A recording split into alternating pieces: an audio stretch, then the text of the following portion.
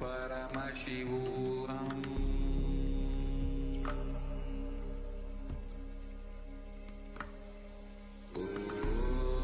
Nithyananda Paramashivam.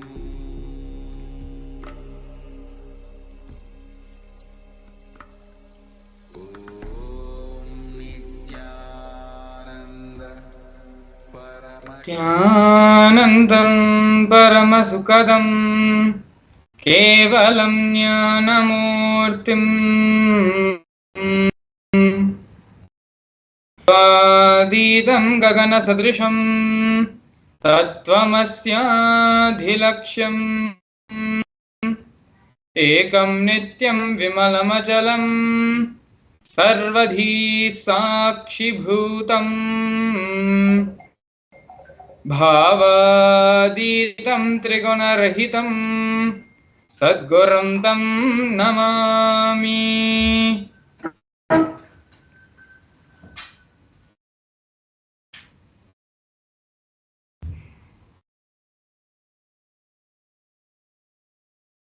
Welcome you all to yet another wonderful Bhava Samadhi Darshan with the Supreme Pontiff of Hinduism, Bhagavan Sri Nithyananda Shivam. Today, Swamiji will be giving the Chandisha Bhava Samadhi Darshan as a part of the ongoing pre-program series for the Paramashivam program starting on the February 9th of this year. Along with the program, we are going to be learning multiple things. Who is Chandisha Bhava Samadhi? Who is Chandisha Murthy? What are the various powerful cognitions, powerful truths he represents, as well as how we can, in our practical life, applicably use this power manifestation science and the powerful cognitions being revealed by Chandisha Murthy. But before all of this, I would like to go through two things with all of you today. And both of these are very important and very special breaking news about Kailasa. The first one being the clarification of the Interpol notice of the non-existential into which was being spread, false rumors and allegations being spread by media sources. As we can see here, this post is from the official page of the Supreme Pontiff of Hinduism, the official Facebook handle.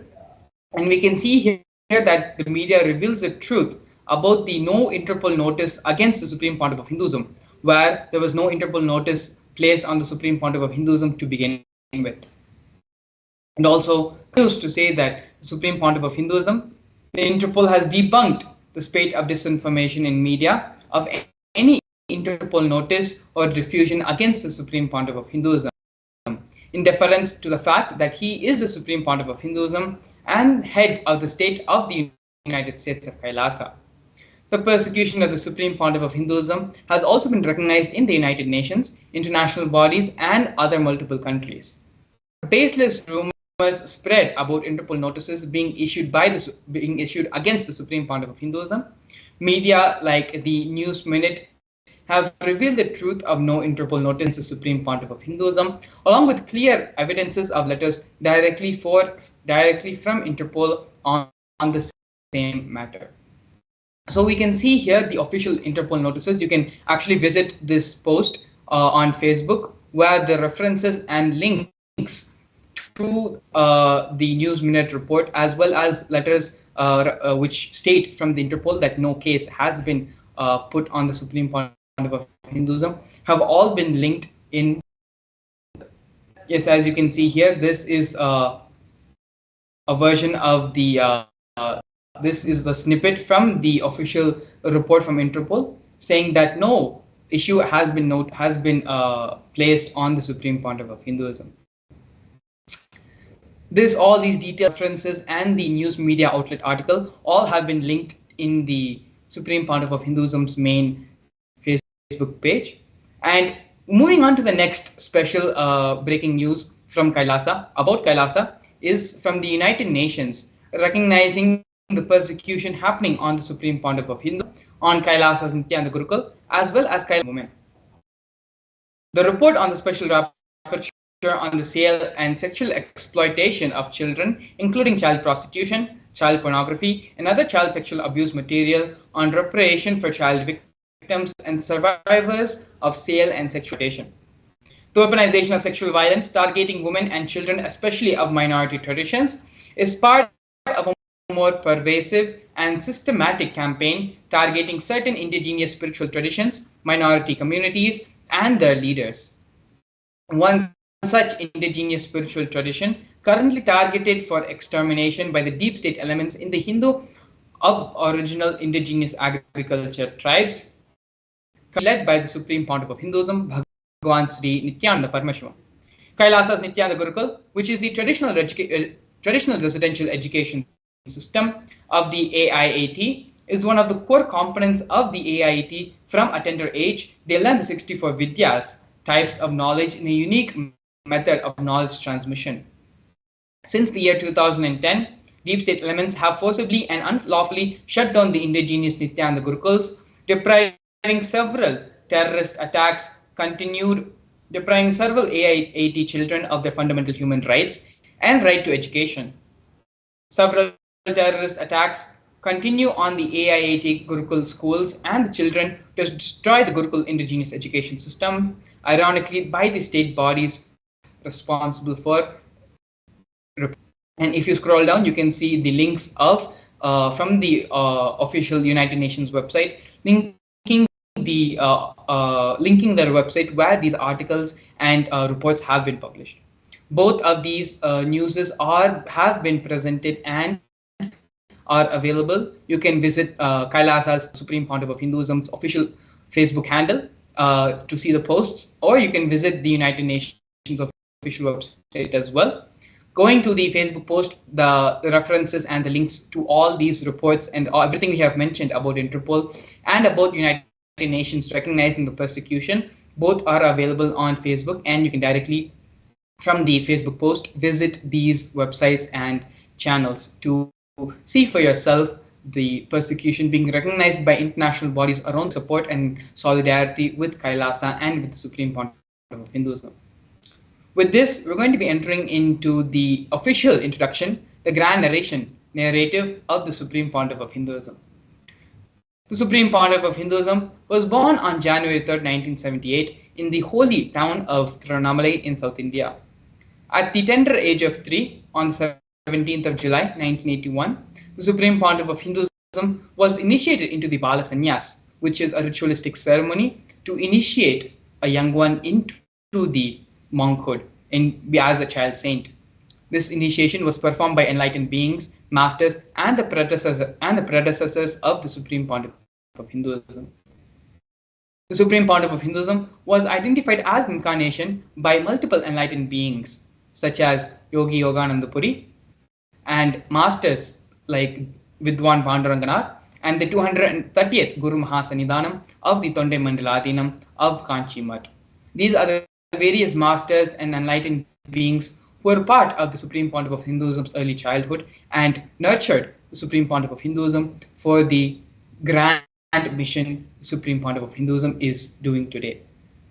At the age of 16, the Supreme Pontiff of Hinduism was officially coronated as to revive Kailasa. You can see here the photograph of the Supreme Pontiff of Hinduism with his guru, Mata Vibhudananda Puri, who performed the official induction as the Supreme Pontiff of Hinduism as the successor into the lineage to revive Kailasa. This initiation happened, the coronation ceremony happened at the age of 16 for the Supreme Pontiff of Hinduism, and along with the induction as the successor, the traditional items of the kamandalu, the conch, and the wooden staff were all handed over from guru to disciple as part of the tradition.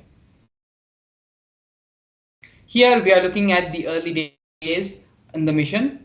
In the left hand side corner, we see a black and white photo, which is the Supreme Pontiff of Hinduism in front of the first temple monastery complex the Supreme Pontiff of Hinduism built for his guru, Mahataji Vibhudananda Puri.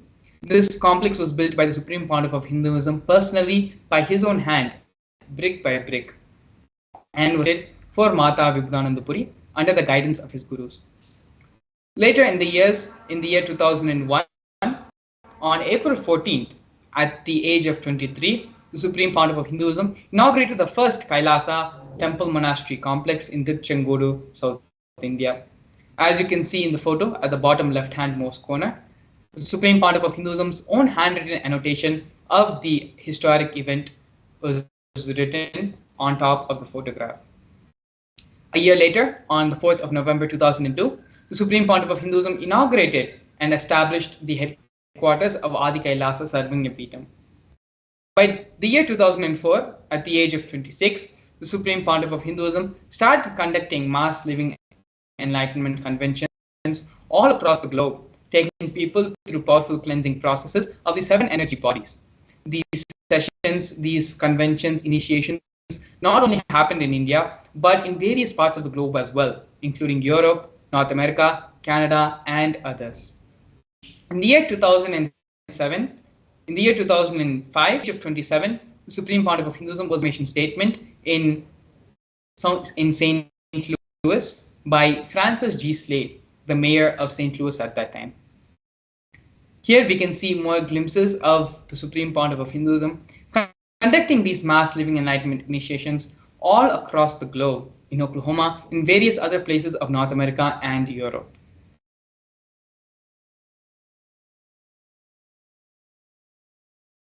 Yes, here we can see further living enlightenment initiations being conducted in the Kumbh Mela, which is a grand festival celebrated all over India.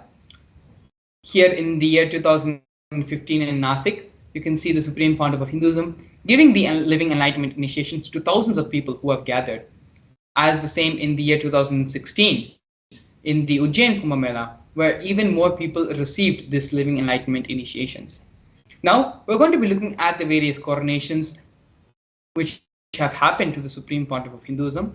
The first one being when the Supreme Pontiff of Hinduism was very young. Supreme Pontiff of Hinduism was coronated as the 233rd Guru Mahasannidhanam of Kanchi Tondemandaladinam.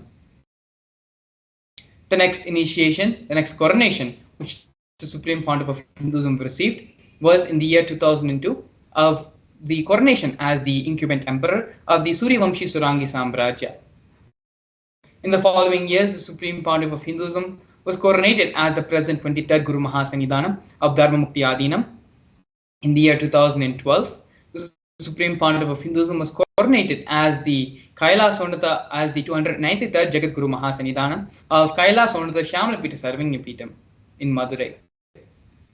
In the year 2013, the Supreme Pontiff of Hinduism was coronated as the Mahamandaleshwar of Mahanirvani Akhada, which is the oldest, largest apex monastic order.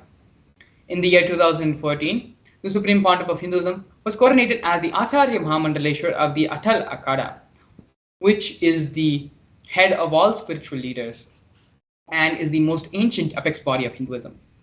In the year 2015, the Supreme Pontiff of Hinduism was elected as the Supreme Pontiff of Hinduism by a congregation of over 1,000 spiritual leaders and pontiffs.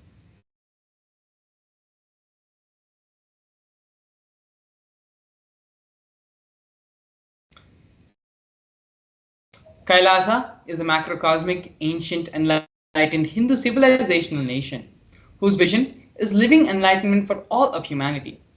Kailasa's mission is to revive and share with today's world the practical applications of the greater sciences of authentic Hinduism, including Hindu cosmic physics, Hindu alchemy, Hindu cosmology, Hindu biology, Hindu mathematics, power manifestation, and other sciences as revived by the Supreme Pontiff of Hinduism. These sciences were once practiced freely all across the 56 nations spread across the continent, but are now facing extinction due to a persecution being faced over a millennium.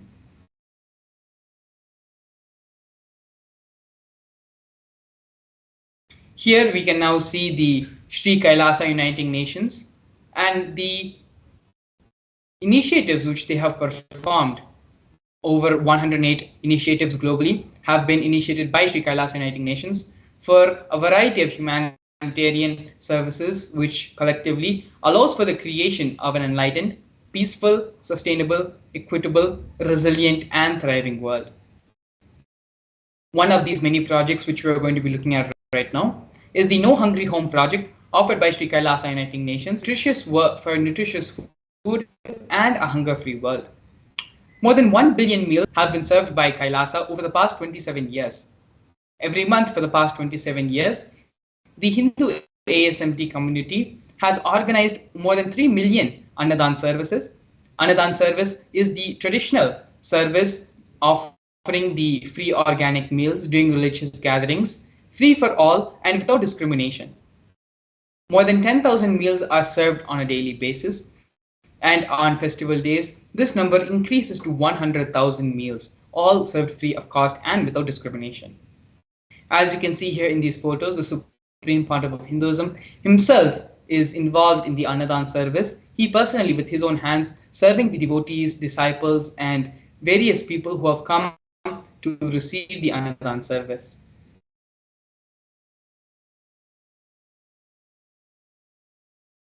Here we have the Sri Kailasa Preventive and Protective Kailasa Uniting Nations for affordable and holistic healthcare.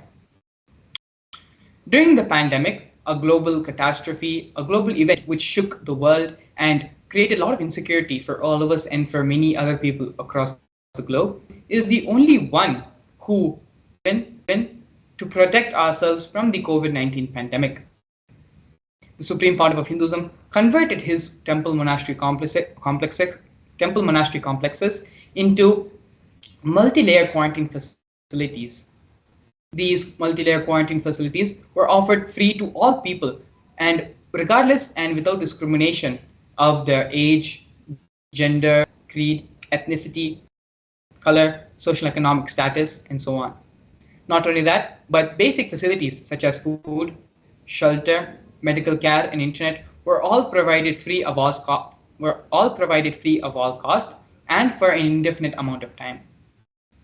More than 30 million citizens follow the Kailasa's 28-day spiritual regimen in the year 2020. Next, we have Sri Kailasa Uniting Nations for Education Reform and Development, offering the Nithyananda Hindu University and the Nithyananda Gurukul projects.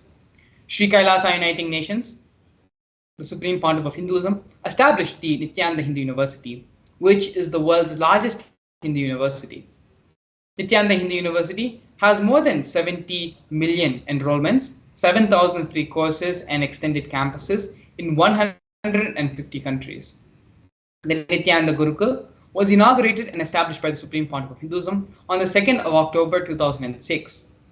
The Supreme Pontiff of Hinduism for the revival of the authentic and ancient Adi Shaivite Guru-disciple education system, which is an authentic knowledge transmission system based on the fundamental principles of enlightenment.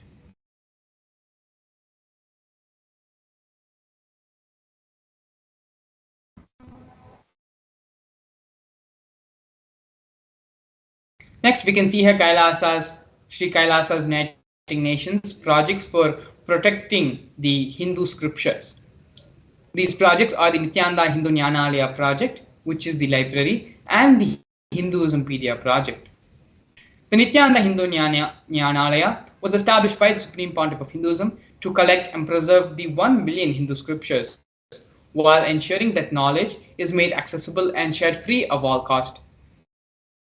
The Supreme Pontiff of Hinduism himself has authored more than 10,000 books, which have been written in 3 different languages, which have been translated into 50 other different languages, and has published more than 10,000 articles, has given more than 10,000 free discourses with a combined total view of 1 billion. The Hinduismpedia project is where the Supreme Pontiff of Hinduism and the collection of more than 15 terabyte of material collected by the Supreme Pontiff of Hinduism, of digital books, rare manuscripts from all the 19 Sarvanya Pitas, ancient mats, and ashrams. More than 1 million pages on Hinduism have been collected, and a collection of 20 digital books, 1,000 e-textbooks, and 1,000 articles and 100,000 articles on various topics of Hinduism have been collected in these projects. The next offering we are seeing by Sri Kailasa Uniting Nations is for global peace and religious harmony, offering the confluences for world peace. In the year 2009, the Supreme Pontiff of Hinduism organized a month-long peace walk covering 1,000 kilometers in 1,000 villages to bring together in harmony from all walks of life to promote feeling, connection, and oneness among people. During the walk, health camps were conducted in villages along its path.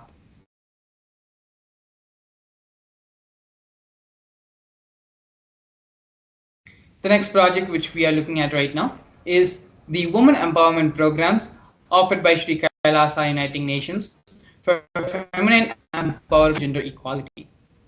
One of the first projects which we are seeing here is the Kailasa's Yogini Sarvinipitam, which was established by the Supreme Pontiff as various yoga and meditation universities to empower the quality of life and emphasis on life solutions through the Vedas and Agamas, empowering the indigenous rural women, fighting against wrongful gender stereotyping, gender-based violence, and lack of inclusive and quality learning education.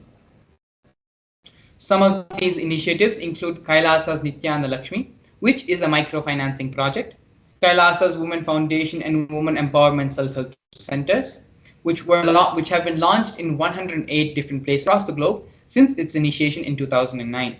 We have Kailasa's Ankita program, providing foundational literacy about the working of basic community services and infrastructural establishments, as well as Kailasa's Ashraya program, providing vocational training programs to rural and indigenous women to provide equal opportunities and access to independent, self-sufficient financial environments for them. Not only this, but the Supreme Pontiff of Hinduism has revived the Vedic feminism in Kailasa, where more than 80% of leadership positions are occupied by women.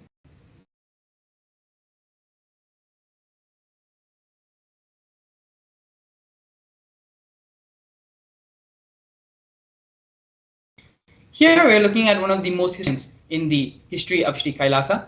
Before that, we're going to be looking at Sri Kailasa Uniting Nations offerings in the field of yoga.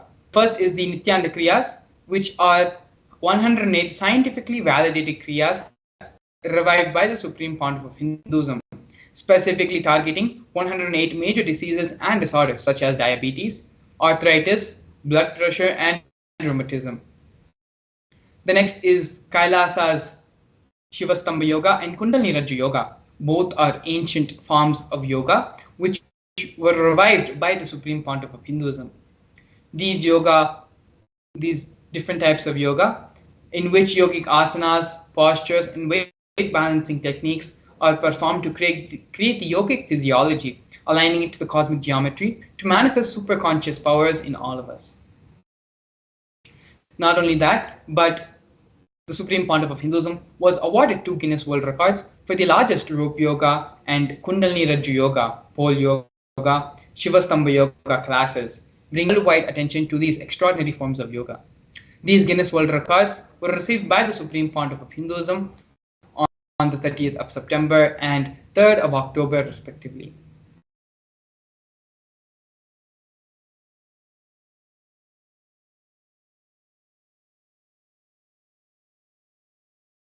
We are now looking at one of the most historic moments in the history of Kailasa and the Kailasa nation.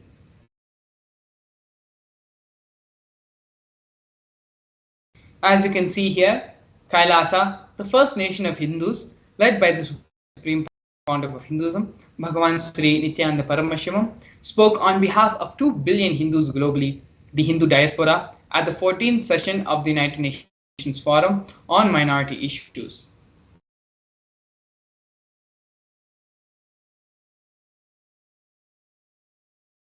A significant milestone in the history of Hindus and the sovereign state of Sri Kailasa happened on the 2nd of December 2021. His Excellency Sri Nitya Moksha Priyananda, Ambassador Extraordinary and Plenipotentiary of Kailasa, represented the persecution of Hindus at the 14th session of the United Nations Forum on Minority Issues. The theme of the forum was conflict prevention and the protection of indigenous human rights of minorities. This was the first time the plight of persecuted Hindu minorities was represented in the United Nations.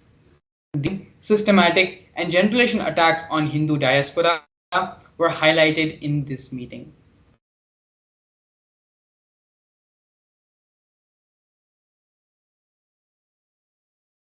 We are now looking at the torture and murder attempts by the state and non-state actors on the Supreme Pontiff of Hinduism. More than 70 assassination attempts in India and physical attacks in the Supreme Pontiff of Hinduism, both in India and abroad, have been attempted. 40 attacks on community members, destruction of monasteries and temples, 30 incidences of attacks of molestation and rape of women and women monks, intense lawfare through the 100 false legal cases, all but one are dismissed. The entire government mechanism, politically owned media, police, judiciary control, the inciting of mobs through the social media. All of these are just but a few of the many different lawfare techniques and illegal persecution ways through which the Supreme Pontiff of Hinduism was illegally persecuted. But despite all of everything which the Supreme Pontiff of Hinduism has been, Swamiji was steadfast in his resolution and commitment to establish the Kailasa nation for all Hindus, to revive and protect this ancient Hindu Dharma and give the superconscious whole of humanity. One of the important ways the Supreme Pontiff of Hinduism is reviving Hinduism as well as giving the superconscious breakthrough to the whole of humanity is through the power manifestation science. The manifestation science was established by the Supreme Pontiff of Hinduism and dates back its originality in the scriptures of Vedas and Agamas. In the next segment, we're going to be learning more about the science of power manifestation, as well as learning the scriptural reference for these powers, the 463 powers mentioned by Paramashivam in the Veda Agamas. Not only that, but we are also going to be seeing a live demonstration of the power of third eye in consciousness over matter. So please stay tuned. We'll be back with you after a short break. A more intelligently connected world leads to a brighter future. An enlightened humanity leads to a better world.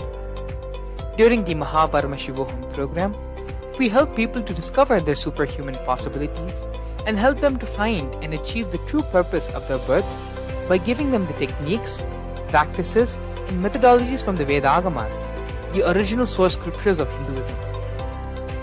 The Supreme Pontiff of Hinduism is reviving the ancient original Vedas and Agamas in all its glory, in a user-friendly way for the modern mind. The Supreme Pontiff of Hinduism is transforming human beings into divine beings, reviving, initiating, and replicating the 463 powers from the Agamas revealed by Paramashivam. The Supreme Pontiff of Hinduism is not just giving solutions for every problem man faces, but is making them irrelevant to their lives by transforming human beings into divine beings. Listen. Any argument presented by your mind, body, your present reality to establish you are not Paramashiva, you are not omniscient, omnipotent, omnipresent. Anything presented to prove you are not Paramashiva is illegitimate. Decide this. This is super determinism. Understand? Anything you declare as illegitimate will lose power over you, will die in few days, few minutes, maybe in few weeks, whatever few days it takes. It will not have power over you. Understand? This is the method for sudden enlightenment. This is the method for sudden enlightenment. It happens by the Shaktipada. Here Paramashiva is sitting to tell you all, you are a Shiva, you are me, with Shaktipada and Shaktinipada.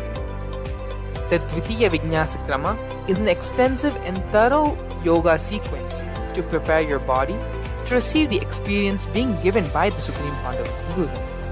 Through the yoga, which is aligned as per the source scriptures laid down by Paramashivam and the Agamas, you break all the impossibility in your body and in turn break the very cognition of impossibility. The program leads you to go beyond your human frame and limiting human ideas, which prevents you from living your highest possibility. I will reach you wherever you are, whichever corner of the world you may be. I will reach you with enlightenment.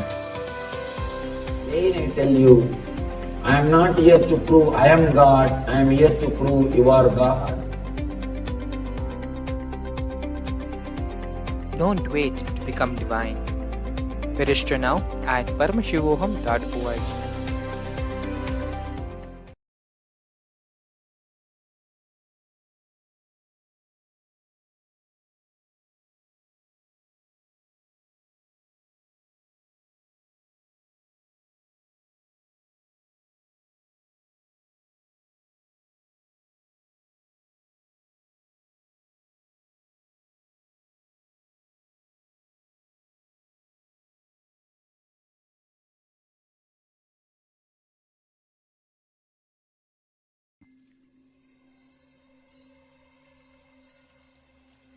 I welcome you all with my love and respect.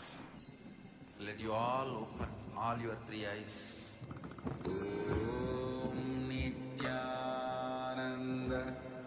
Paramashivam.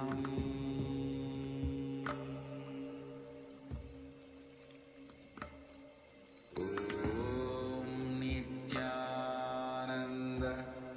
Paramashivam.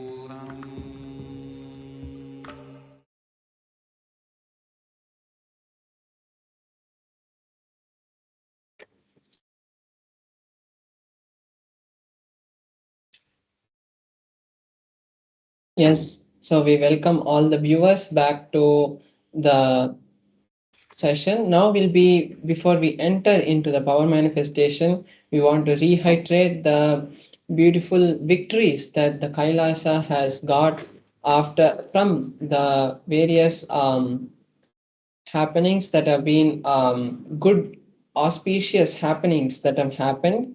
So we want to share the two great happenings that have been which have happened for Kailasa in the past few days. So first is the Interpol notice. The what the Interpol has given a statement supporting Kailasa and saying that Kailasa and the Supreme Point of Hinduism is has known there is no any sort of notice which has been given against the Supreme Point of Hinduism, and Interpol stands supporting Kailasa and accepts that Kailasa that the Supreme Point of Hinduism is helping humanity.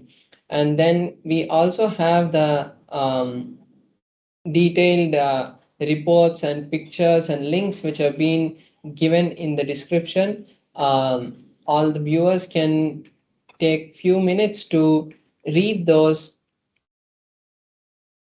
things which have been given, and also share this with all your friends and family and tell them the truth about Kailasa and spread this truth to everyone so that everyone also knows the real truth and starts to understand that the how Kailasa is standing for Hinduism and at the large standing for humanity.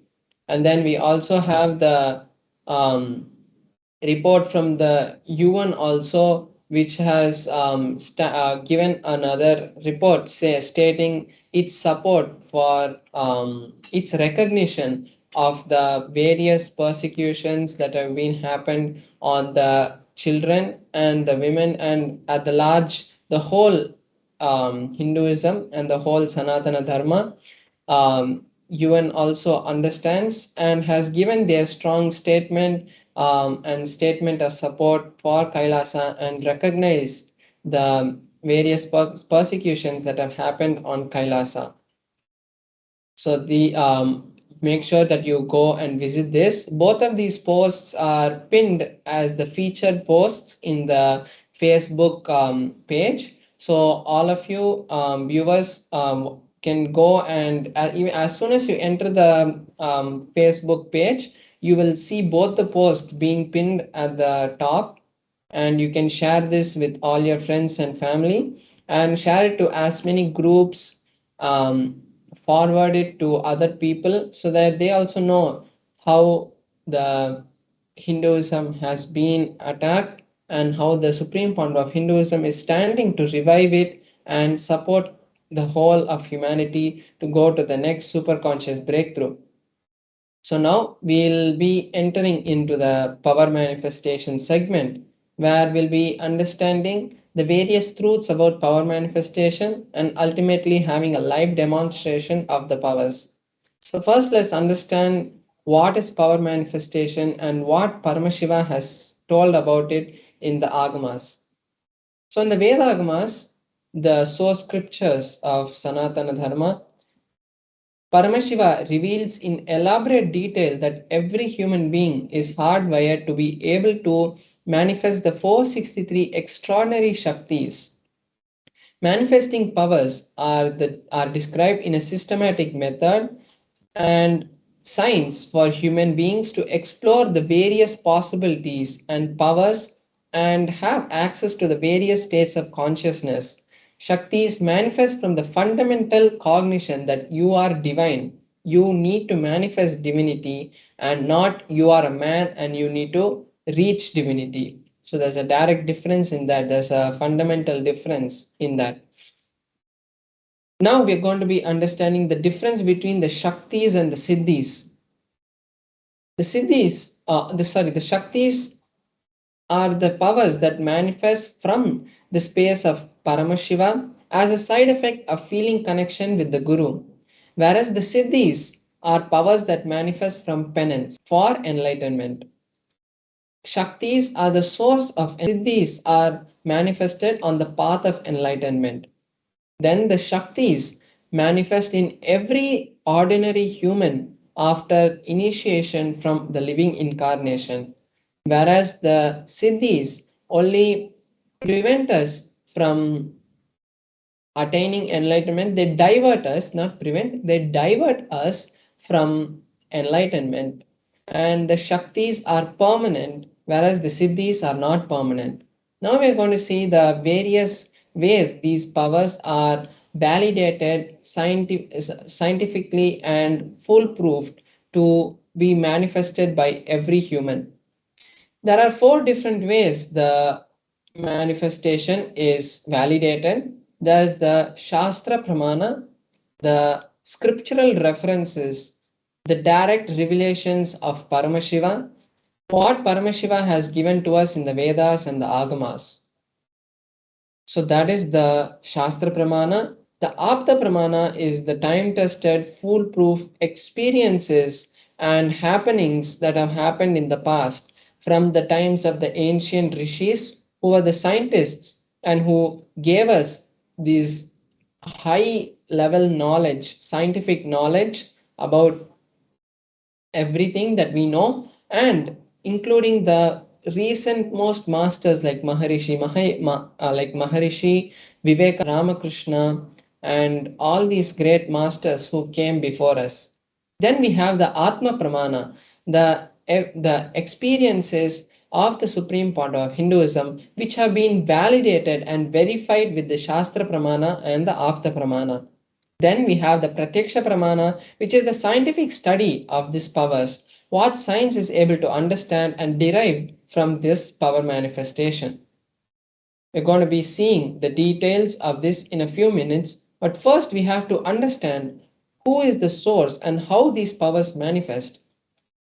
The source for these powers to manifest is Paramashiva, who is the primordial divinity in Hinduism, the ultimate reality and cause of which is self-effulgent, Swayam Prakasha, all-pervading, unchanging, beyond time and space, and form, and he is the causality as the fundamental base of manifest and the unmanifest, and he creates this whole cosmos and this whole existence through the five actions, the panchakritya.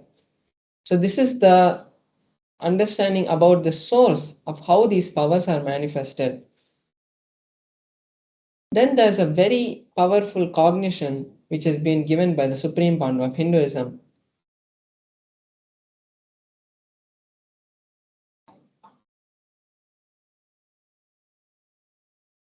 When the Shaktis, when the truths, the powerful cognitions, which are the jnana, which is mapped into the consciousness, the prajna, it manifests as possibilities and powers of every being.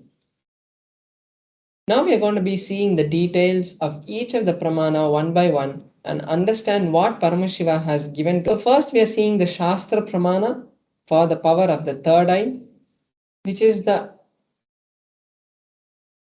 source.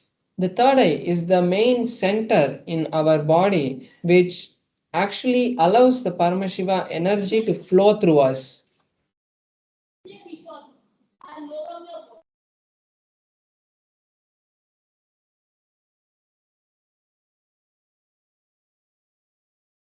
So we have the Shastra Pramana, which is from the Vijnana Bhairava Tantra, a scripture which has been directly given to Paramashiva Shakti by Paramashiva. So in that, the 34th verse gives us the understanding about how the powers manifest from the third eye. The verse goes, Kapalantarmanonyasa Tishtanmilita Lochanaha Ramena Manaso Dhadyat Lakshayet Lakshyamuttamam.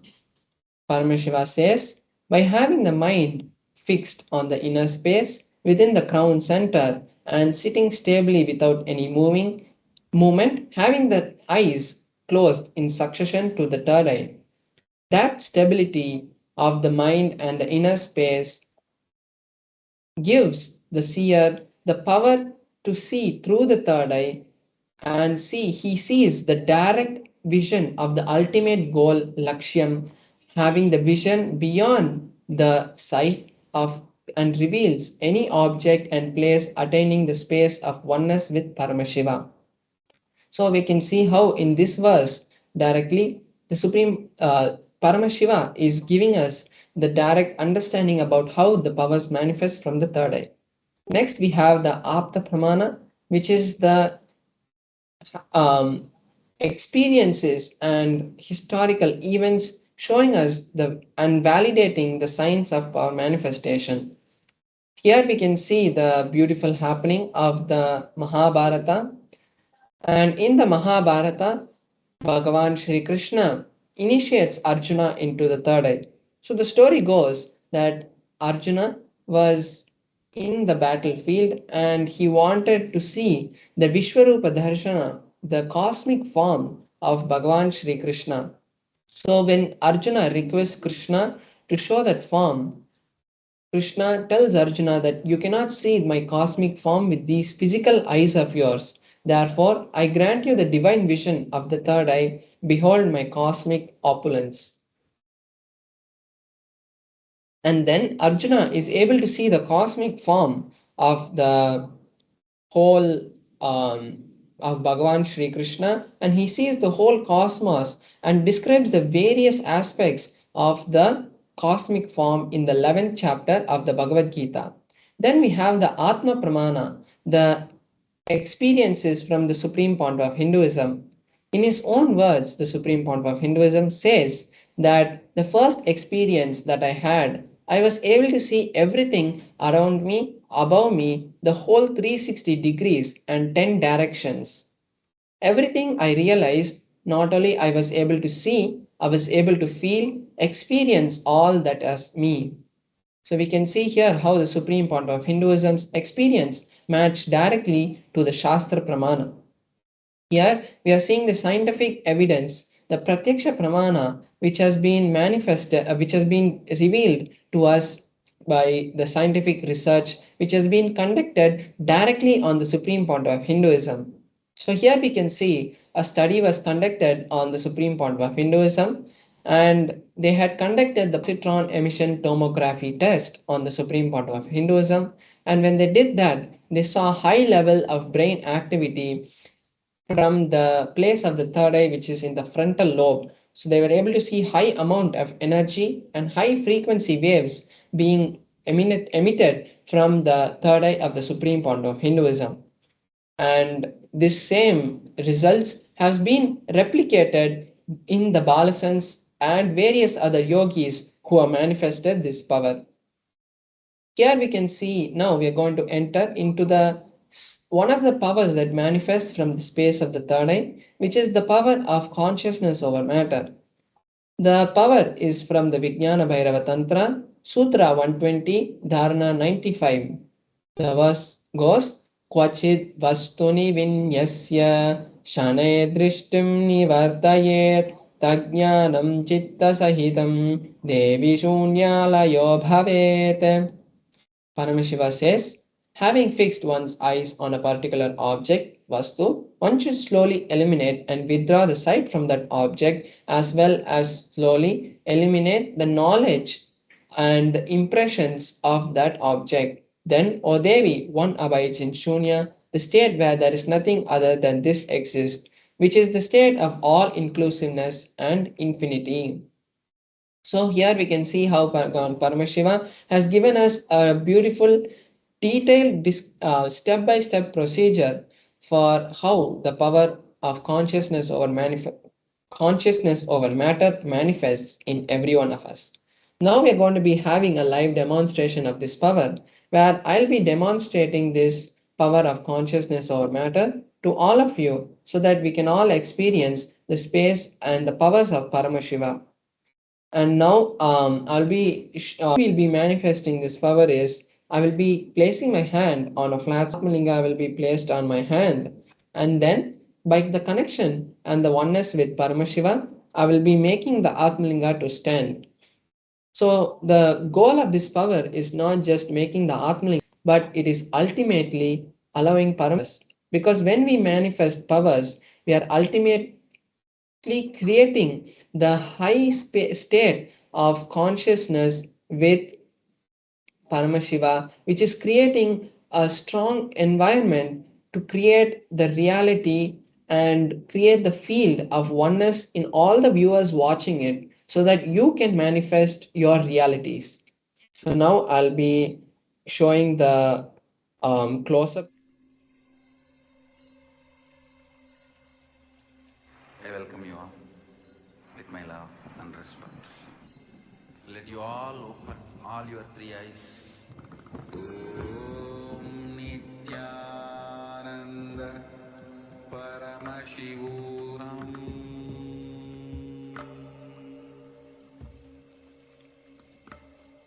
Om Nithyananda Paramashivam.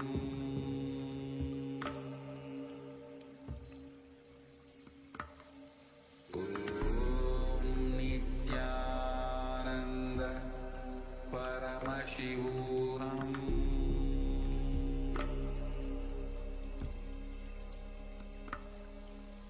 Om Nithyananda Paramashivam.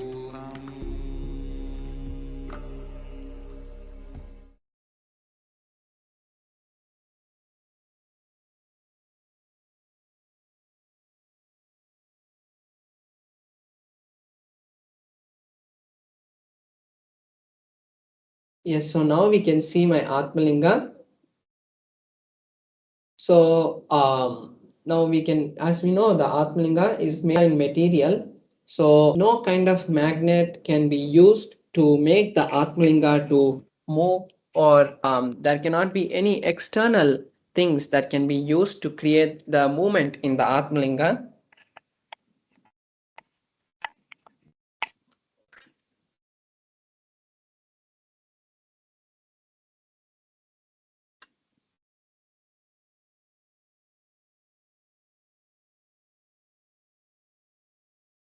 And then you can see my hand. that there is there's nothing in my hand which can be used to make the Atmalinga to move. So you can see that there is no strings or anything that is tied to my hand, which can be used to make the Atmalinga move. And then I have this tissue paper over here, which I'll be using to show that there is no kind of strings which can be used to make the Atmalinga to move. Place the Atmalinga on my hand. I will be circling the Atmalinga with the tissue paper to show that there is no kind of external thing which is being used to pull the Atmalinga or anything.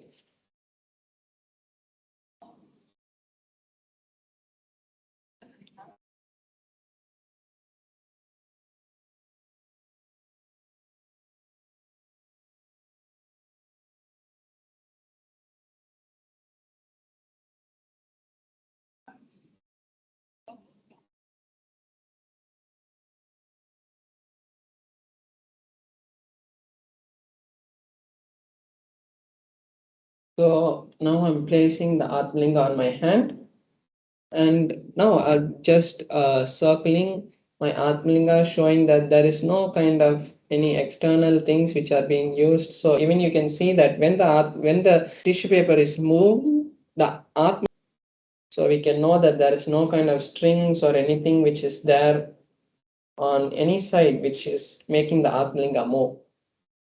So now I'll be chanting the Mahavakya. And when I chant the Mahavakya, all of the viewers watching us now can also chant along. Now I'll be connecting with Paramashivam, and this is the best time all of you can also use to create any reality that you want, so that when I am creating the space of oneness with Paramashivam, it will also be affecting you, because we are all entangled now. And as you are watching this same mirror neurons which are being created, the neurological pathways which are being used to create this effect, because when these kind of power manifestations manifest, we have seen high amount of gamma waves and emitted from the brain. So at that time, it creates the high space for anyone who's seeing this to also replicate that in their brain. So now I'll be chanting the Mahavakya. You can also join with me and chant the Mahavakya. So you can manifest any reality that you want, or you can also manifest the same power. So now let us enter into the manifestation. Om Nithyananda Paramashivoham. Om Nithyananda Paramashivoham. Om Nithyananda Paramashivoham. Om Nithyananda Paramashivoham. Om Nithyananda Paramashivoham. Om Nithyananda Paramashivoham. Om Nithyananda Paramashivoham. Om Nithyananda Paramashivoham. Om Nithyananda Paramashivoham. Om Nithyananda Paramashivoham. Om Nithyananda Paramashivoham. Om Nithyananda Paramashivoham. Om Nithyananda Paramashivoham. Om Nithyananda Paramashivoham.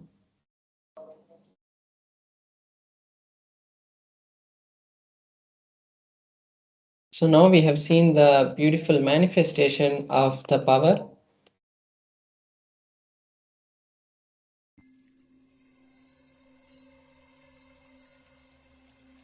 I welcome you all with my love and respect.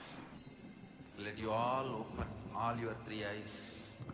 Om Nithyananda Paramashivam.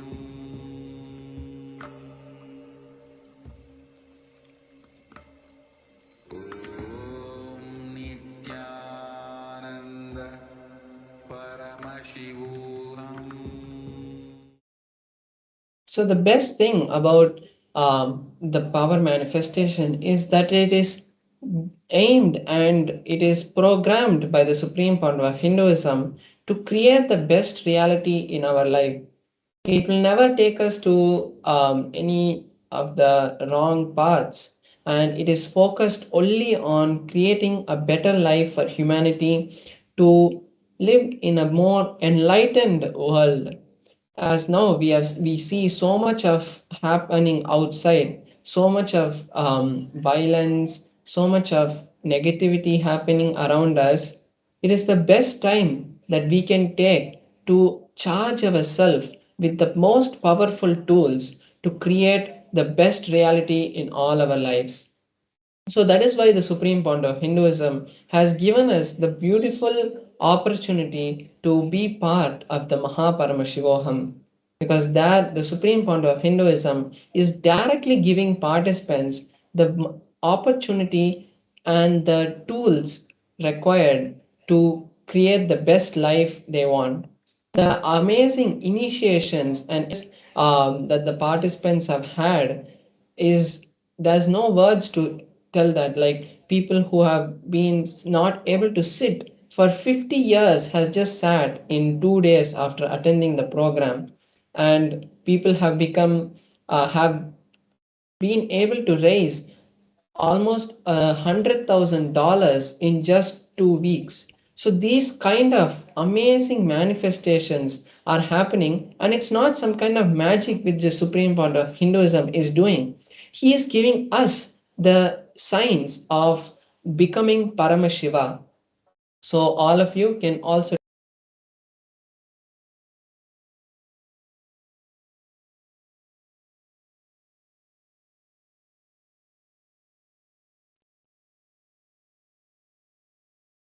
Sorry for the technical glitch. Yes, so I was saying that the Supreme Point of Hinduism is not doing it for us. He is giving us the tools to become Paramashiva. So we have the QR code which is there. You can scan it with either your Android or Apple phone, and it will take you directly to the link paramashivoham.org, and you can just search, or if you want you can just search in Google Paramashivoham program registration, and you should land up in the Kailasa's events page, website home page, landing page, and there you will also have the link to go to the registrations page where you can create the intention.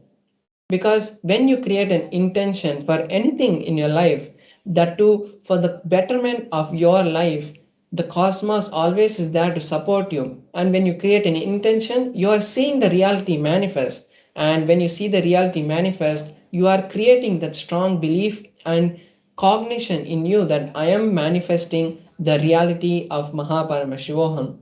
So now you can all take this beautiful time to register yourself and your family into this powerful program which is going to change your life forever.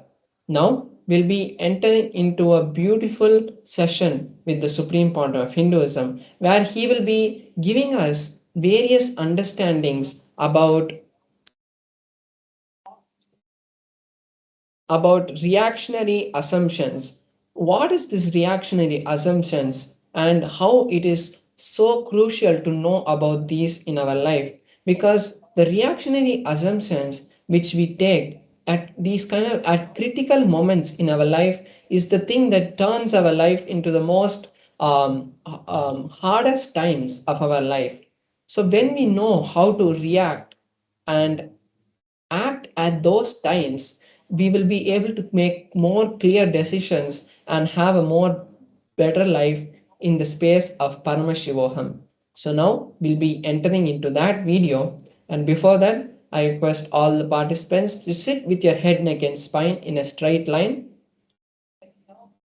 Sit in either Padmasana, Sukhasana, or if you think no, I can't sit like that, it's fine. But the supreme point of Hinduism has given us the teaching that when we sit in these, the listening and the amount of which is being transferred through the cognitions of the supreme point of Hinduism will be even more stronger, because we'll be in a more state, in a higher state of listening.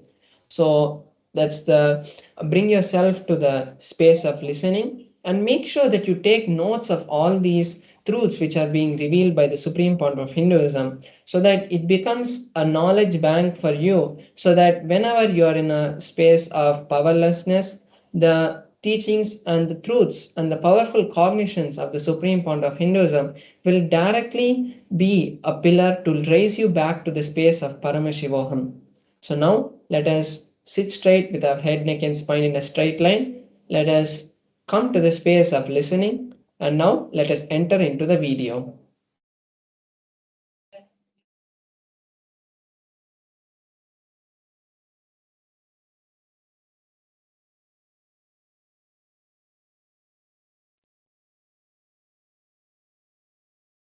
Supernal effulgence of Paramashiva, which is eternal inside you, cannot be reduced, cannot be stopped, cannot be taken away from you, but you can choose to get deluded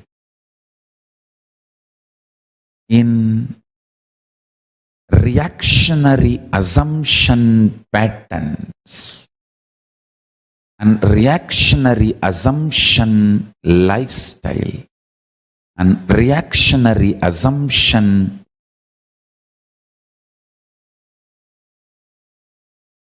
patterns and lifestyle caused mess. Understand? The reactionary assumptions patterns, reactionary assumptions lifestyle, and the mess caused by reactionary assumptions and that lifestyle.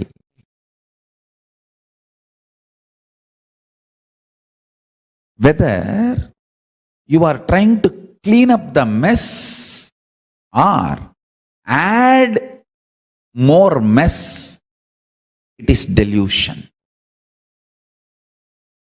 Let me make it clear. The reactionary assumption patterns means assuming and reacting.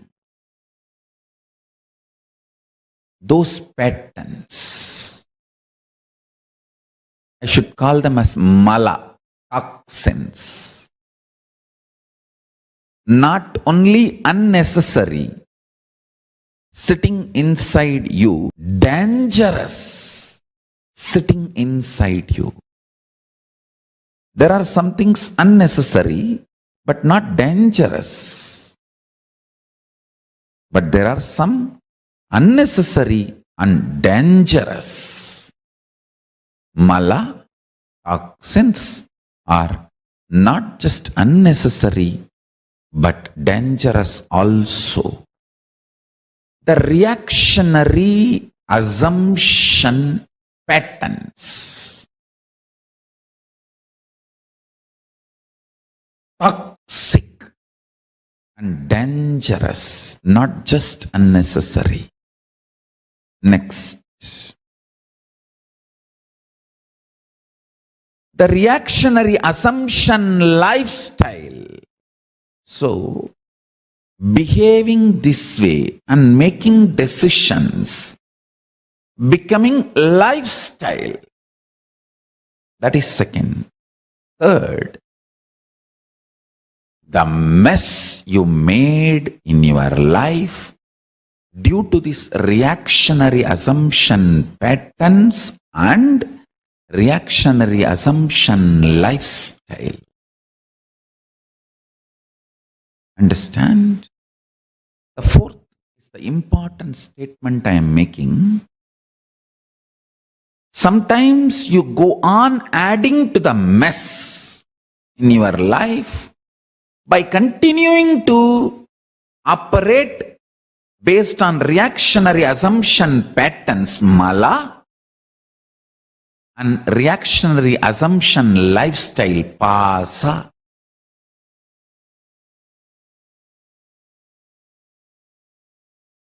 If you are adding more and more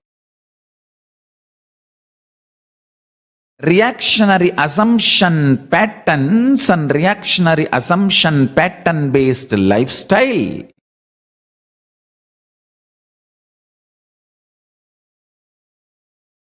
you are adding more and more ala poison in your life, and you are nicely getting by yourself. I did not utter, but you heard that word. Listen carefully. This is the most important punch. Even if you are trying to clean up the mess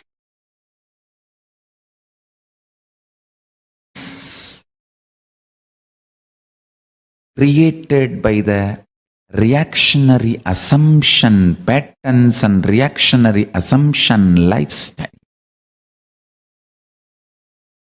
even that will be delusion. The one and only solution is unclutching, withdrawing into supernal effulgence of Paramashivam. Listen.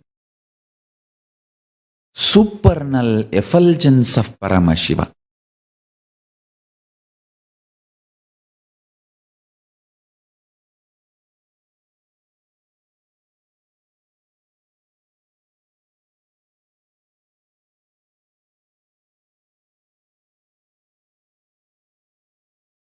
Unclutching, Nirvikalpa Samadhi,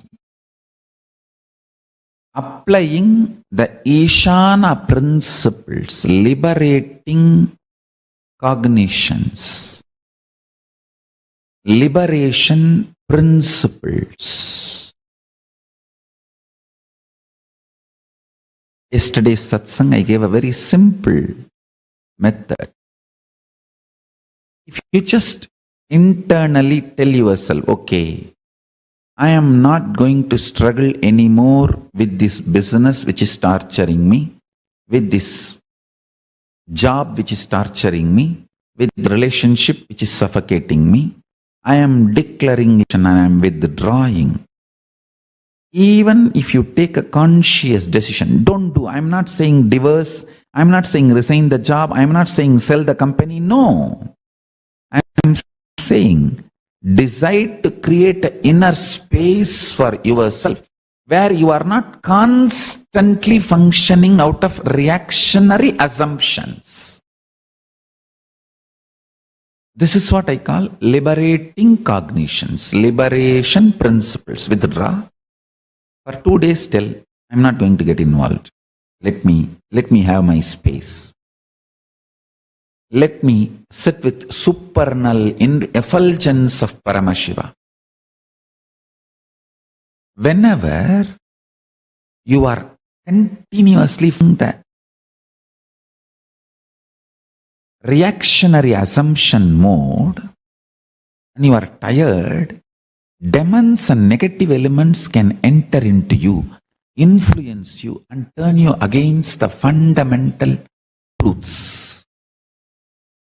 That is why first thing you need to withdraw. Apply the liberation principles, liberating cognitions.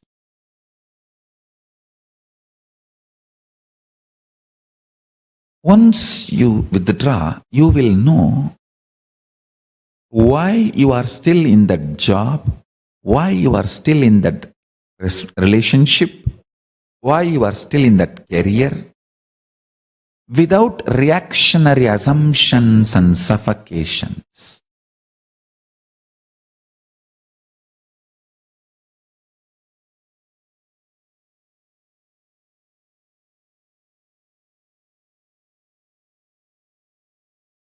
Reactionary assumptions.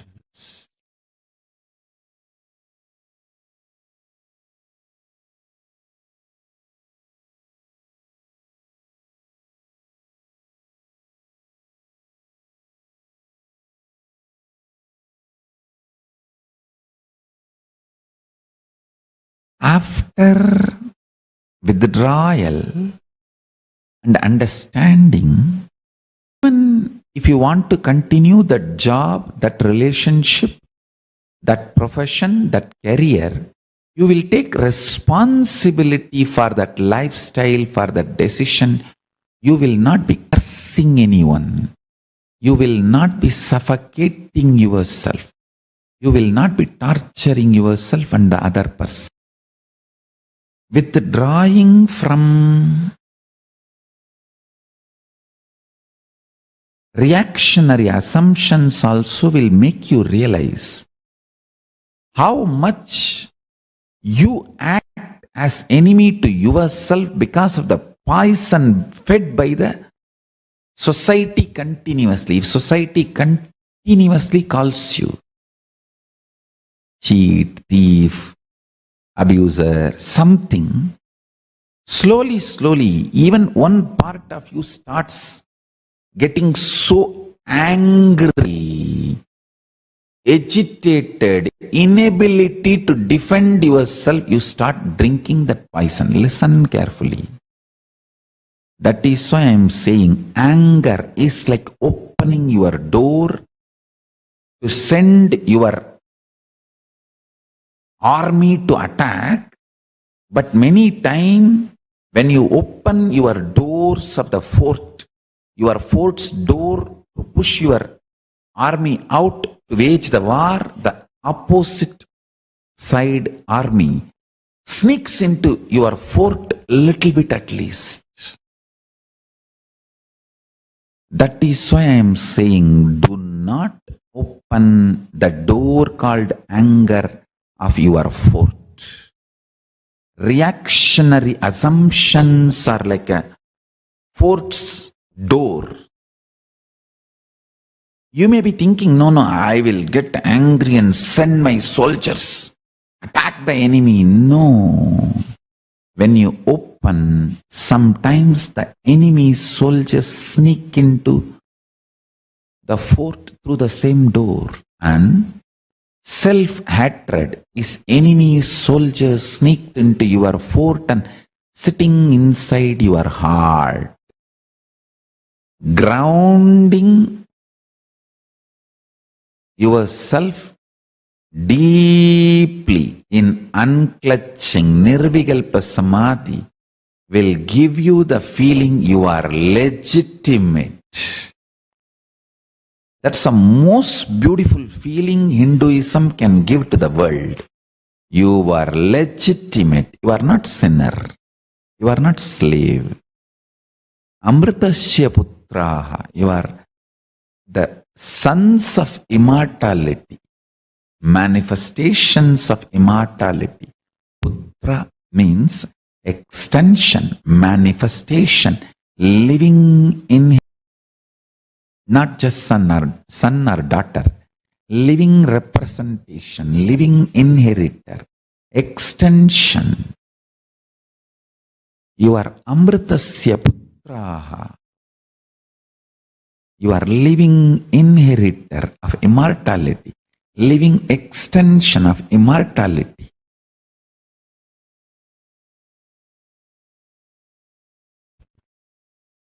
I'll give you this insight. Listen to this.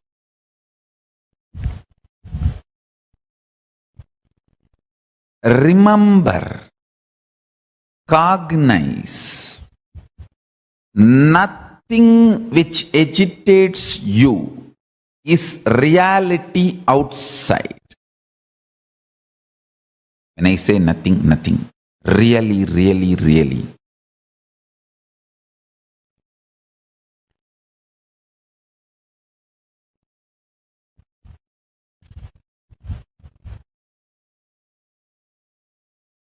Anything which agitates you, I'll put it in 2-3 ways so that there is no misunderstanding due to the words. I'll tell you in 2-3 ways.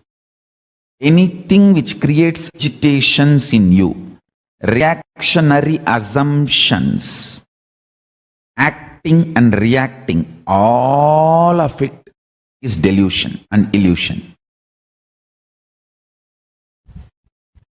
This cognition will only make you more responsible because you will have clear inner space.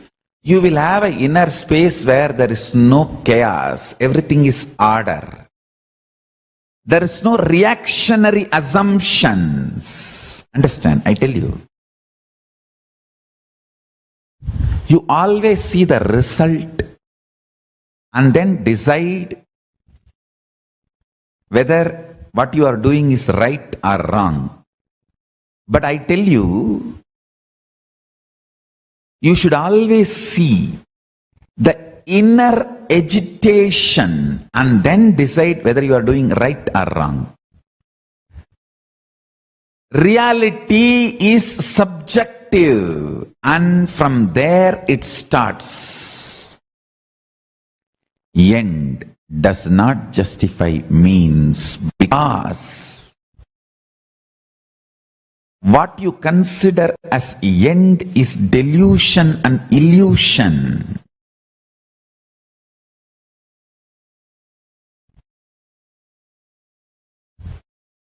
Be grounded on subjective reality.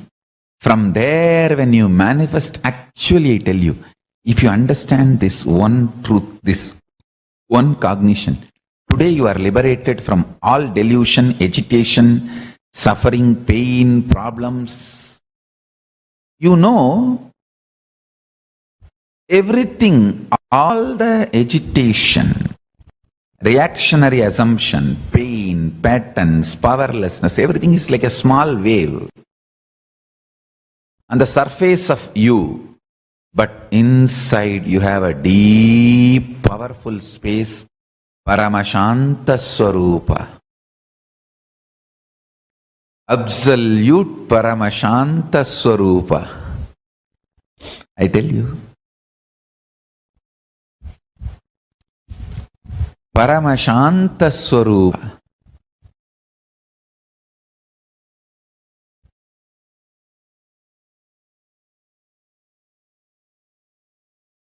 Discovering, cognizing your internal Paramashanta Swarupa is Nirvikalpa Samadhi. Discovering, internalizing your Paramashanta Swarupa is enlightenment. That is highest reality. That is all the powerfulness. That is most superior way of existing. That is anti-aging. One important sacred secret. the chaotic surface, peaceful, orderly core, Paramashanta Swarupa. These two are not conflicting or contradicting to each other, they coexist. Order in the chaos, chaos in the order coexist. So do not be agitated because you have agitation. Do not worry because you have worries. Don't create complication. Understand? See, if you don't have reactionary assumptions, great. If you have reactionary assumptions, remember that is also a complementing part of your order and peace and Paramashanta Swarupa. It is not contradicting or conflicting. If you realize that, you will absolutely settle down.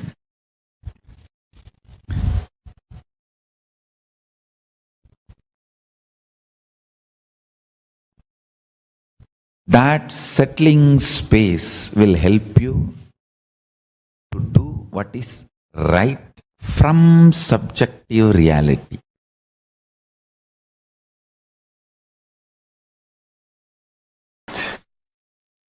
Question number 16 from Nasra from UAE. Beloved Swamiji, first thanks and gratitude for continuously upgrading us to the next level. Would like to enrich people in my country. Please guide me.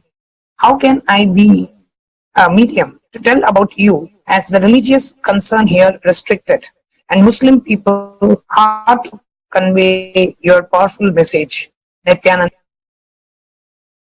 Nasra, understand, all the jnana and vijnana, pure science and applied science I reveal to the world, is preserved in Vedas and Agamas in Hinduism.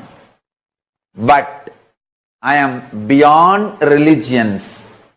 I am available for all human beings. Your question is more with your reactionary assumptions.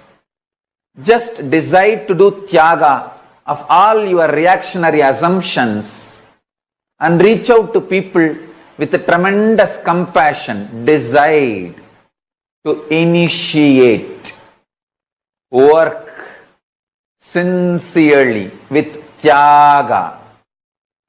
All your reactionary assumptions, it will be too easy to reach out,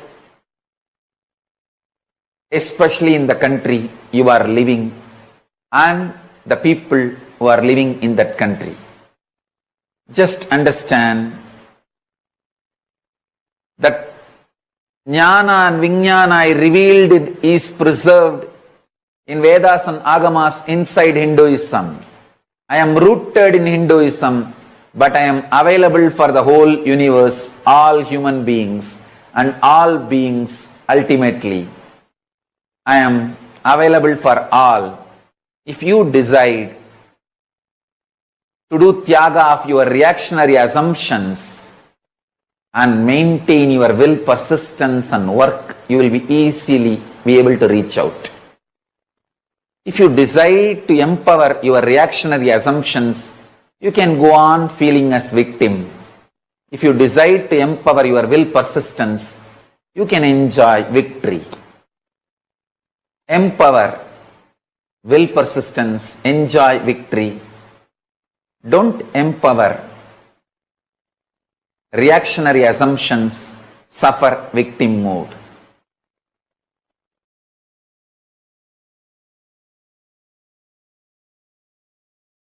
Let me now come back to today's message. You associating yourself more and more with cosmos, existence of you. As I told, you have 25 faces. One face is your body. That's only one dimension of you, one face of you. Your cosmos is one more face of you.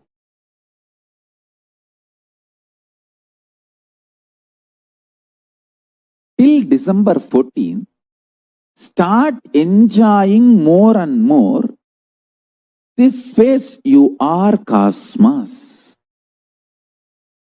Because in cosmos, intense,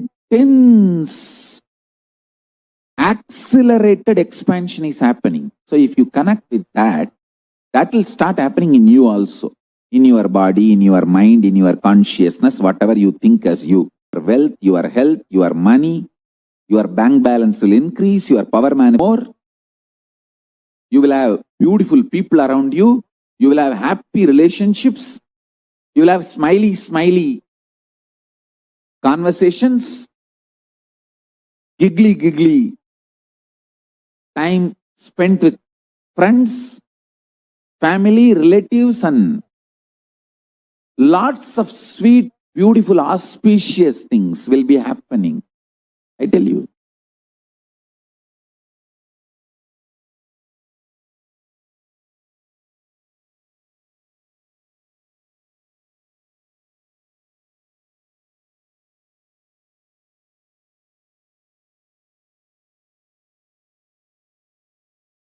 When a man feels insecure, his first reaction is sexual activity. When a woman feels insecure, the first reaction is frightening, terrifying, fear, and destroying everything, doubting everything around her due to that fear. Understand? In both situations, you just need little bit of unclutching and relaxing into the truth you are cosmos. Develop this one phase in you. You are cosmos. You will see tons of your reactionary assumption based destructions will reduce.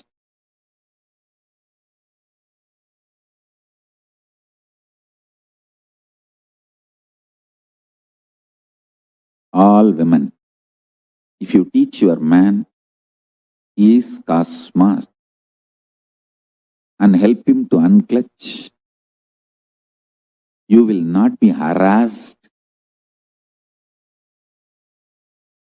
demanded, you won't feel exploited,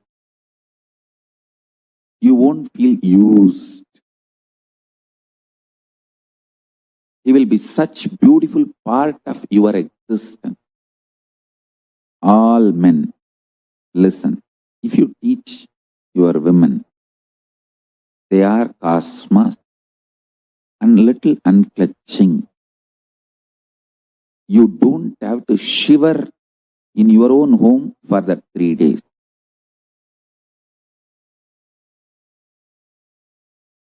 You don't have to be shivering, terrorized, terrified. You can be relaxed. Realize this one truth.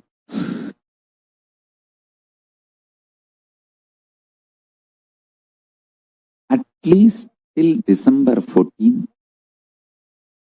add in you more and more understanding your cosmos. Add everyone around you in their life also. Support them to understand their cosmos.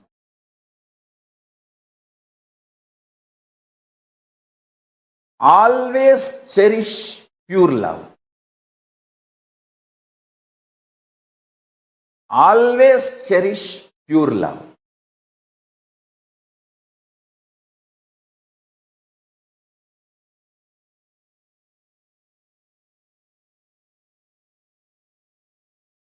Pure love is pure tyaga. It will have tremendous patience, tremendous tyaga. Understand, listen carefully. It will never be reactionary assumption.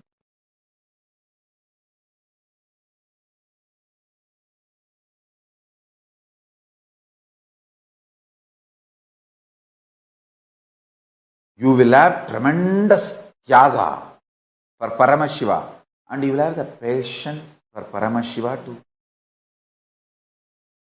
manifest in you.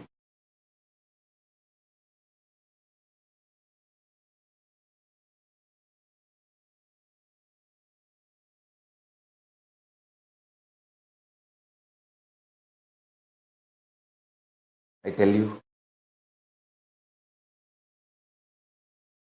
tremendous pure love and waiting, one becomes like a pure fire, purifying you more and more and more. It's like when we make bhasma, we first burn burn the cow dung. And that ash also again we mix with the ghee, make ball, and ash is burnt again to make it more fine. In Tamil we call it pudambodudal.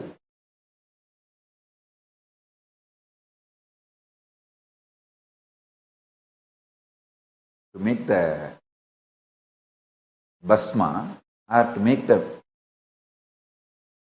herbal medicines or Siddha medicines in Siddha Ayurveda traditions, the Hindu medicine, all Hindu medicinal methods use this methodology called pudambodudal. Ashes will be burnt again and again, multiple way.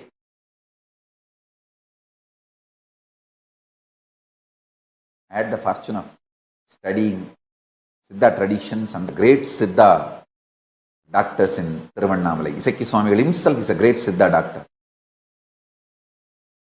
And I have seen this Pudambodal, Kalvattil,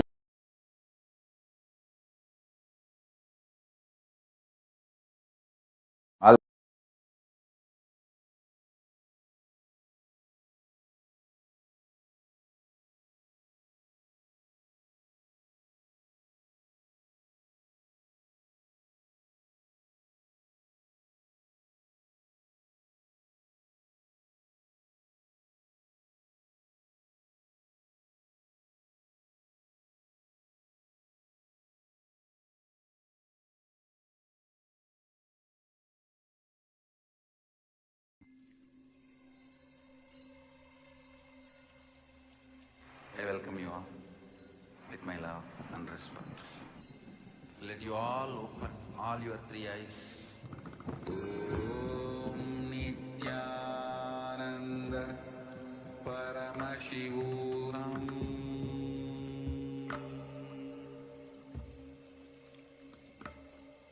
Om Nithyananda Paramashivam.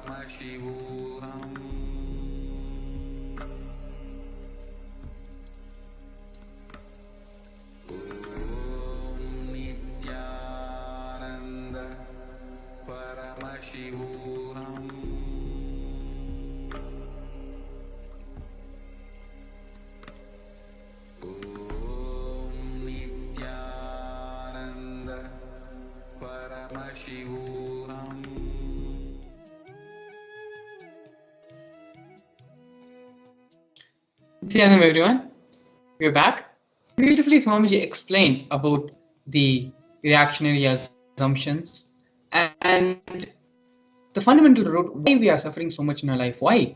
Even though we think that we are doing good, we think that our actions are reasonable, we still feel like we are suffering unnecessarily. We are going through so many problems which are not required in our life, which Even we feel sometimes that what did we do to deserve this? The answer for all these questions is reactionary assumptions. For everything which happens in our life, instead of acting to them, we are reacting to it. If you look now into your life, into your past, even things which may have even happened today, since morning, if you deeply analyze it, you will find that all the conflicts, all the sufferings, all the incompletions which were created in those moments happened because you reacted to a situation and did not act out of the situation. There's a big difference between reaction and acting.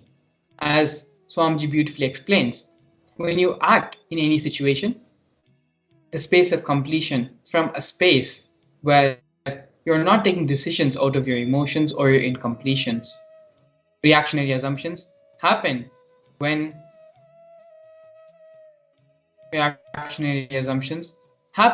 you're reacting out of your irrational behavior thought patterns, thought currents, which are built on top of your incompletions. In this first step of the we are going to do today, we are going to be first penning down the situations which create agitation in reactionary assumptions, actions, and reactions. Take a few minutes now to pen down and identify in all the different situations which would have happened in your life over the past couple of days, or maybe even in the past couple of hours, and identify in each of these situations which created conflict, which created confusion, and which created incompletion, where you reacted in that situation and did not act out of completion. Take a few minutes down and pen down all the situations in which the agitation was created, reactionary assumptions happened. It is through these internalization exercises which we do, it allows for our being to come to a deeper space of completion, which has to raise to a higher frequency during the Bhava Samadhi Darshan with the Supreme Pontiff of Hinduism. When the Bhava Samadhi Darshan is in progress, the Supreme Pontiff of Hinduism is vibrating at a very high frequency of Mahakailasa. And as we seeing and having the darshan of this Bhava Samadhi Darshan helps us to raise to that highest frequency. Having this deep space of completion in our beings, identifying and completing these incompletions allows this process to be a smooth and easy process. So please take a few minutes and pen down in these various situations in your life where the reactionary assumptions happen.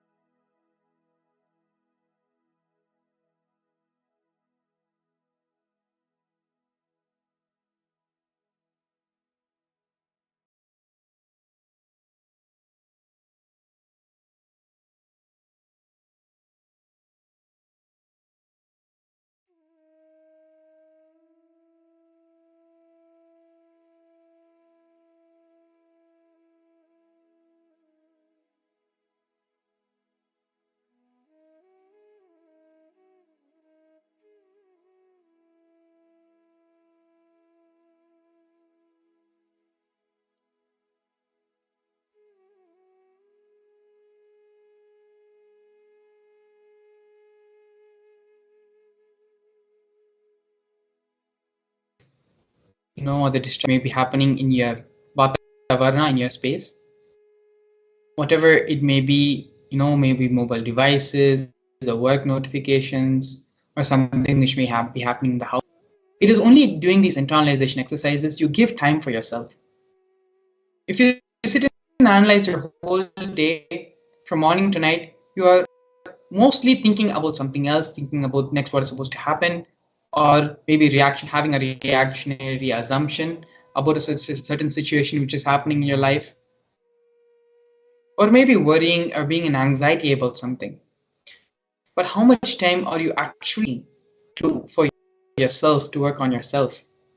We spend a lot of time furthering our professional careers, furthering our need to be done in our household, things which need to be done in relation with our family and extended family responsibilities. But how much time are we actually taking to look into, build ourselves, solve the problems which we are personally facing?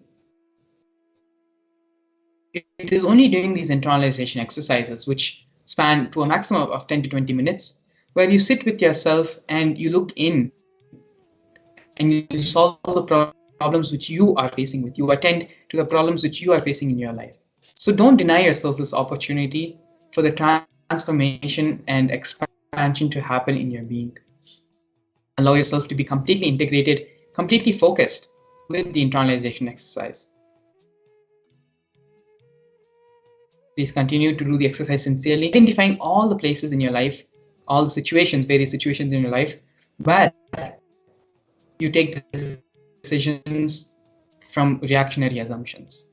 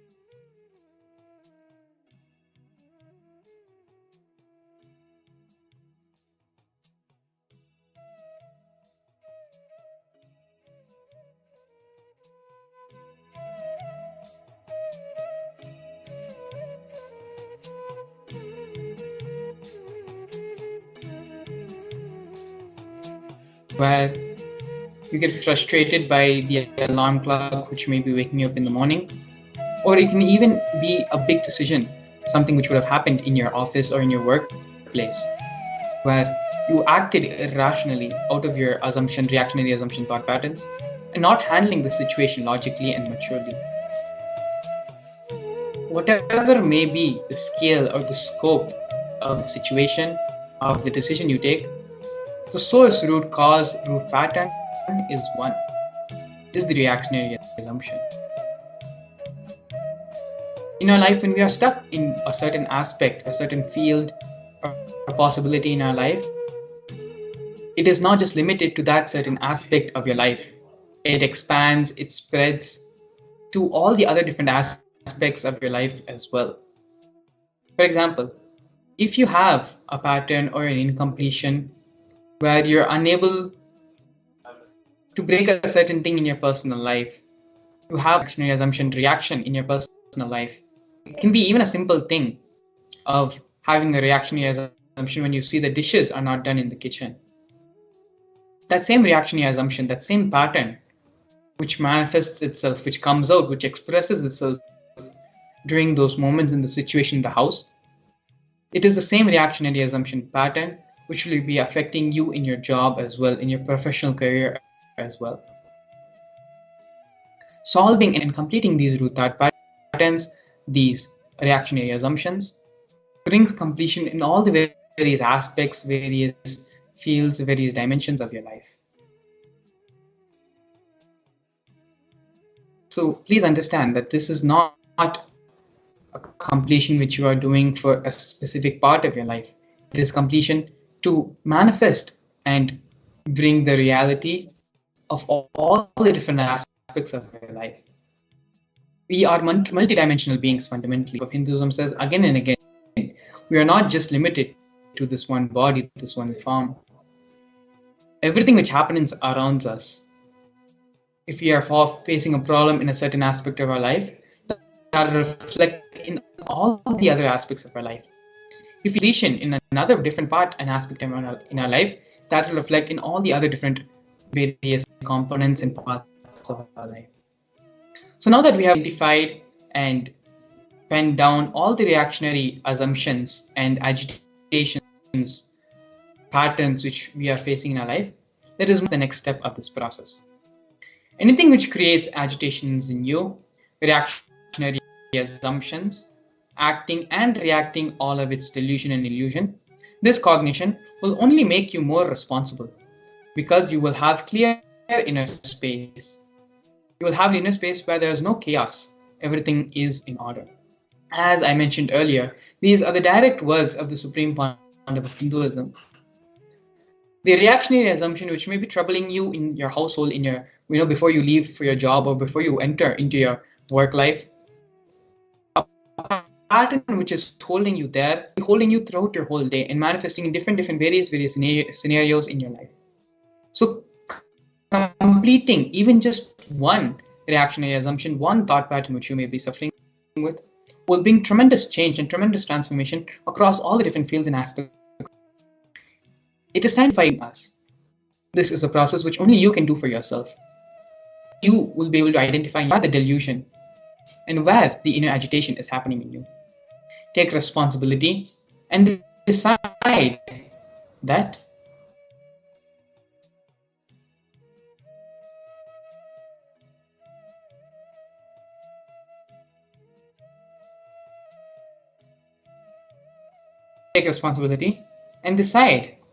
you will always see the inner agitation and then decide whether you are doing right or wrong, not what you see as a result, and then decide whether what you are doing is right or wrong. So do not be agitated because you have agitation. Do not worry because you have worries. If you realize that, you will absolutely settle down. That settling space will help you to do what is right from the subjective reality. The Supreme Pandava of Hinduism is giving a very, very practical statement, very practical solution, which we can directly apply in our lives and prevent the influence of reactionary assumptions from taking control and overpowering our decision making and the way we live our life. If you realize that the reactionary assumptions, just because you have a worry, just because you have something which needs to be attended to, which needs to be thought through, just because you have a worry or you have something which needs to be accomplished, which needs to be done, you do not necessarily need to worry.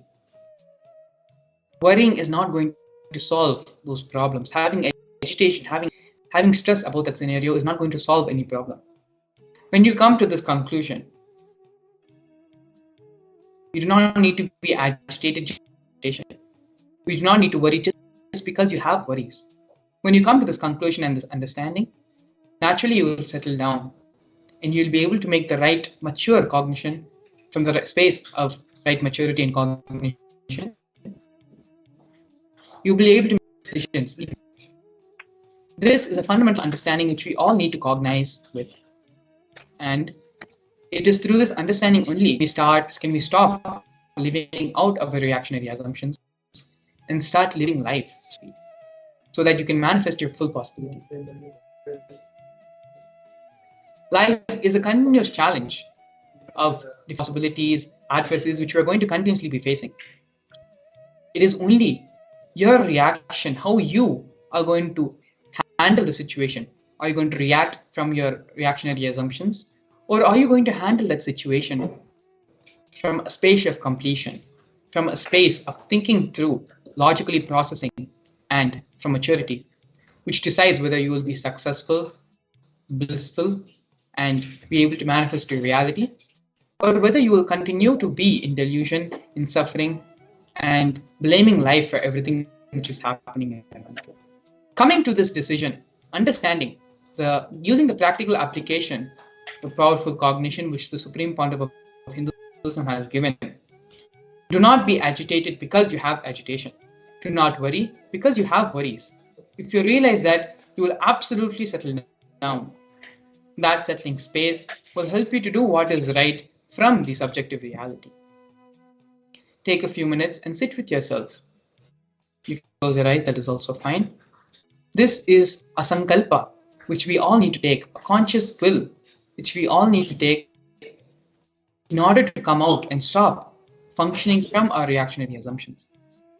Please take a few minutes now and allow this cognition to sink in you and decide strongly with conviction, with sincerity, no matter what comes, you will always react from the space of maturity, act from the space of maturity, not react, act from the space of maturity, act from the space of completion, and allow completion to be the guiding force of your life. Allow Swamiji, who's residing inside you as the God particle, as Paramashiva, which is residing inside all of us, be that the guiding force of you. When you come to this decision, you yourself will be surprised many times in your life how you're able to handle certain situations, how you're able to behave maturely and not only bring completion between yourself and others, but also bring completion in the Vatavarana, the space which you're living. So now let's take a few minutes and sit and decide strongly to act from the space of completion and not react from our compulsion, from our reactionary thought.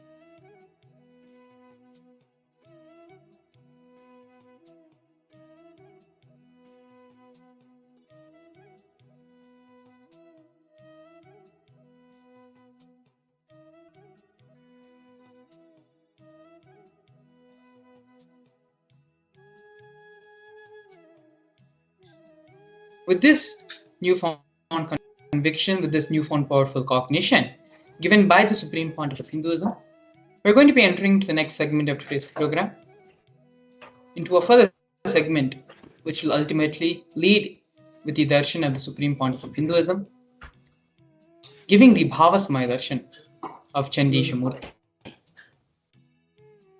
Before I leave you all for the break and to the next session, the simple process, if you had done with little bit of sincerity and little bit of intensity, you will start immediately seeing the results, the effects of this in your life. You start seeing the immediate results of this powerful cognition in your life. This is just but many practical solutions, applications, and initiations which the Supreme Pontiff of Hinduism has given to the world. In the upcoming Paramashivam program, starting from February 9th to 28th, not only this one powerful cognition, but multiple hundreds of various cognitions, clicks, new thought patterns will be formed in you. Supreme Pontiff of Hinduism will give you a whole tool set of weapons in which you can use in your life to handle these various problems and adversaries and difficulties you will ever face.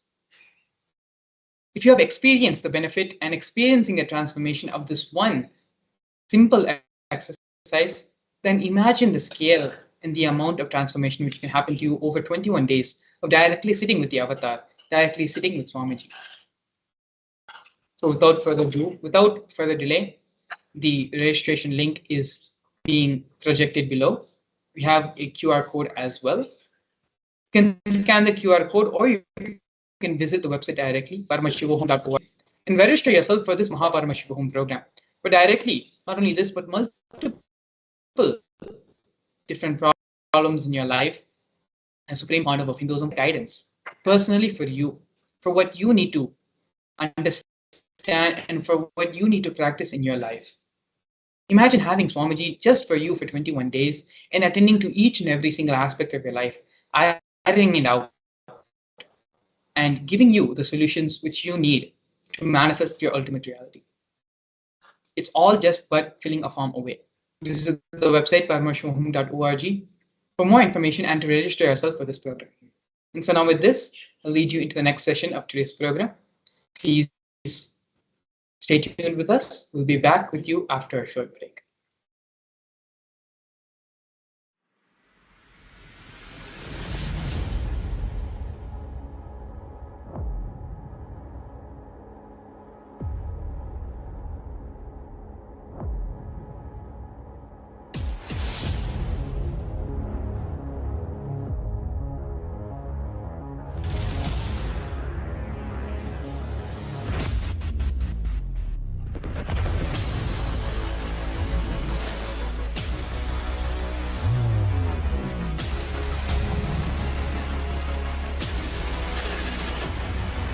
You will become Paramashivam.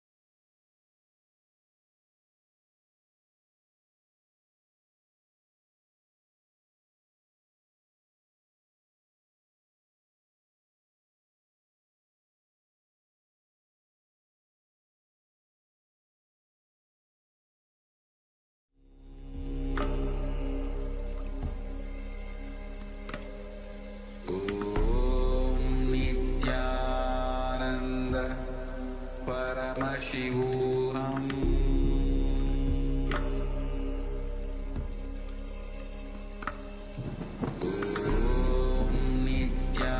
Nithyananda Paramashivam.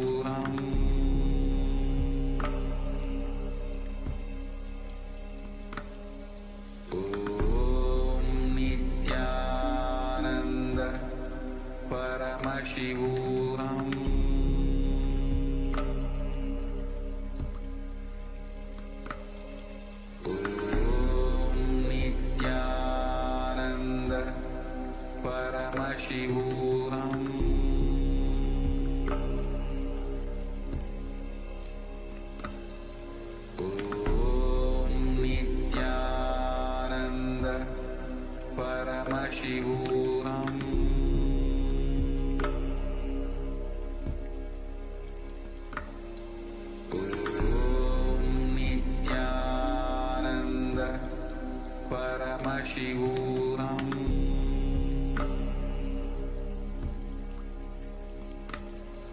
Om Nithyananda Paramashivam.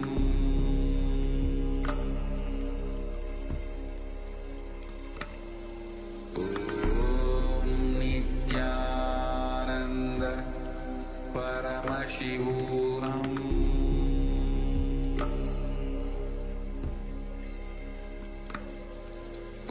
Om Nithyananda Paramashivam. Om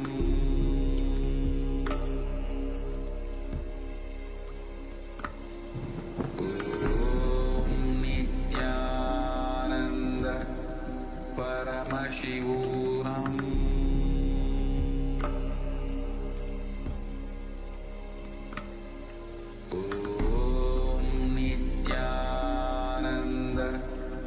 Paramashivam.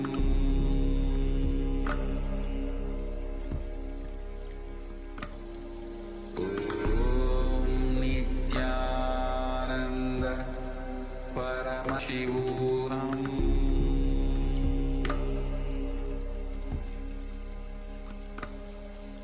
Om Nithyananda Paramashivam.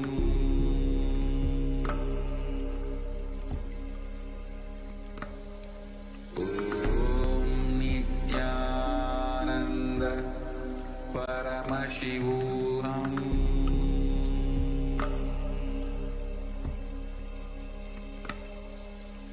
Om Nithyananda Paramashivam.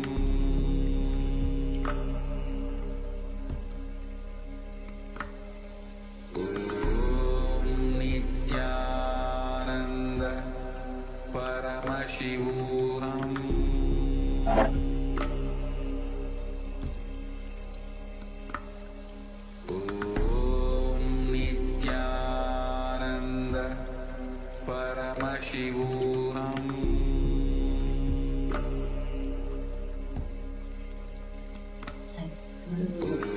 Om Nithyananda Paramashivam. Nithyanandam Paramasparam Kevalam Jnanamurtam Dvandvadidam Gagana Sadrusham Adhiraksham Ekam Shalam Sarvadi Sakshi Bhutam Bhavadidam Triguna-rahitam Sadgurum Tam Namami.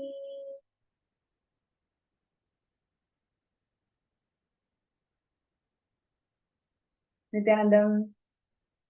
I welcome all the viewers, participants around the world in more than 175 countries, joining with us for this most divine Bhava Samadhi Darshan, manifesting through the Nijavatara of the Supreme Pontiff of Hinduism, Bhagavan Nithyananda Paramashivam. I'm sure all the viewers and participants are having amazing time every single day where the avatar is gracing us with the 64 manifestations of Paramashiva. And before we move to the most awaited moment of the day, receiving the Bhava Samadhi Darshan, this segment is going to be about one of the most important contributions of the Supreme Pontiff of Hinduism and Kailasa in today's world. As we all know, Swamiji, the Supreme Pontiff of Hinduism, is the incumbent emperor of the Surya Vamsa Surangi Samrajya. And today, in the segment, we are going to cover important contributions of this kingdom and how Swamiji has revived the Hindu democracy and Hindu governance. So, before we move to the segment, would like to call out for all the participants and viewers today. We will also be having a third eye scan at the end of the segment. So whoever would like to have a third eye scanning for you to manifest Sarvanyapita, please feel free to post your names and intentions in the YouTube chat, Facebook chat, and also the Facebook group, the MPSN group. The QR code is being projected on your screen, and you can click that and go to the group and post your interest to be scanned. And also, we are also projecting the Sarvagya intention link, sksjp.org/contribute. As we all know, in the Jayanti message, Swamiji has beautifully shared with us the importance and the significance for all of us to be part of the Sarvagya founding fathers of Sarvagya. And whoever is really interested, whoever has got the intention that I have to make this happen this time and be the founding father of Sarvagya, you can post your intention. Even if you have posted your intention before, even if you have filed the intention before, you can once again file the intention now. And all these intentions are blessed by Swamiji. When you set your intention to become a Sarvagya, let's say for the next Shivaratri, all they start aligning and they simply align you towards this goal. So I request everybody, whoever is sincerely working towards manifesting the founding fathers of Sarvagya, you can sign up in the link that's been shown, sksjp.org/contribute.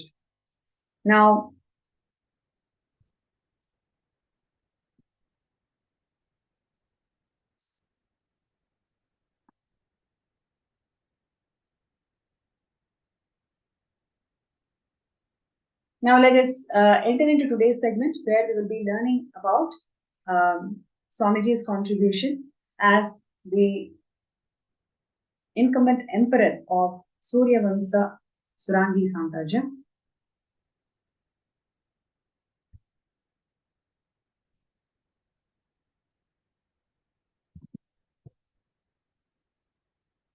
Yes.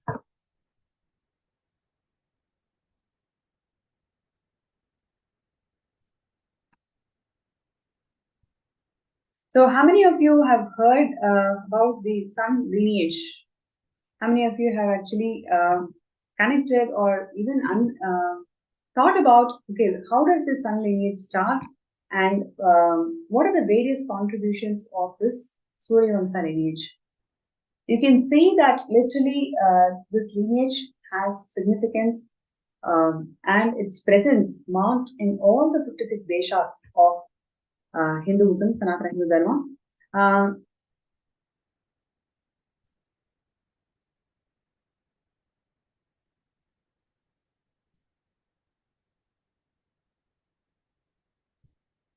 Yes. So you can actually see here the Surangi Samrajya. It actually prevailed as a very important enlightenment ecosystem, and which had its tremendous rich tradition in terms of art, architecture, governance, festivals, many more. And Swamiji is the incumbent emperor of the Surya Vamsa Surangi Samrajya. And today we'll just take a quick look about the whole divine lineage of this Surya Vamsa. It starts from the Lord Surya, Bhagavan Surya, and from Bhagavan Surya, this Vaivaspata Manu, the one who created this Dharma Shastras, Manu Shastra, which is current day's Kairasa's jurisprudence, which literally laid out the principles that governed the entire, how each and every segment or the varna in the society operated, and at the same time how each of these segments can literally coexist together by contributing uniquely for that ecosystem. So in today's world, coexistence is something, an alien term, I can say. It's mainly because we always feel that one has to compete with each other. One's downfall will raise to somebody's progress in life. That's how the capitalistic mind is being tuned in today's society. But in ancient Hindu samrajyas, it is always coexistence, and the foundation's coexistence is laid out clearly in Manu Dharma Shastra, which is what Swamiji is reviving today in Kailasa's jurisprudence. So from sun god, it is Vaivasvata Manu, and from Vaivasvata Manu, King Harishchandra, right? King Harishchandra, then Bhagiratha. So all these great rulers of Hindu Samrajas upheld the dharma, upheld the significance of holding all the elements, all the sects, all the people together as per the Vedas and Agamas. In fact, they held the dharma and they stood as strong examples of rulers who held the dharma against everything in their lives, whether it is against their family, their wife, their children, their friends, no matter who is standing as a pillar or for dharma, they always stood with them, and whoever is questioning the path of dharma, they always fought with them. So these rulers always upheld such strong values of Sanatana Hindu Dharma. And Lord Rama, the ruler in the lineage, great incarnation, and Swamiji Swamiji's has established the Adi Kailasa Nithyananda Sarvapita in Vididi, right, from the 2000 onwards. This Kshetra, where Swamiji established the eastern headquarters of Kailasa, literally in this Kshetra, Bhagavan Rama received the Upanishad from Paramashivam, and he worshipped the Swayambhu Shivalinga, which we are worshipping even till today, as Nithyanandeshwara. So, and Lord Rama belongs to this Surya lineage, and then Gautama Buddha, the 140th ruler of the Suryavamsa lineage. So thereafterwards, from Lord Rama and Buddha, so many rulers just took on the mantle and upheld the Sanatana Hindu Dharma's jurisprudence and governance. Right? And the Nithyananda page has a detailed account on all these rulers. Just us going through these pages, we understand the significance of what Swamiji is reviving today. It is not just one more palace or one more kingdom, one more dynasty. It's actually the Sun lineage, which has this greatest contributions in terms of upholding the whole Hindu ecosystems together through Manu Shastras and other Dharma Shastras. We can actually see the reviver of Surya Vamsa Surangi Samraja and Swamiji in modern day lineage, how in 1933, right? Harishchandra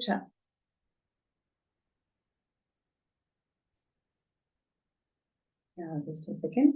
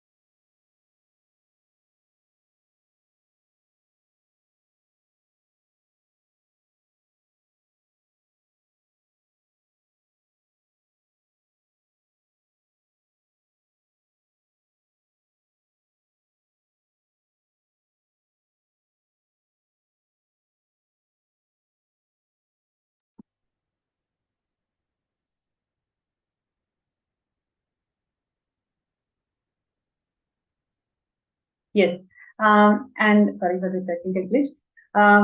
So now we will just take a small look at how Swamiji became the incumbent emperor of this Suryavamsa Surangi Samrajya. Raja Chandra Chura Mani Harishchandra Jagadev of Surangi.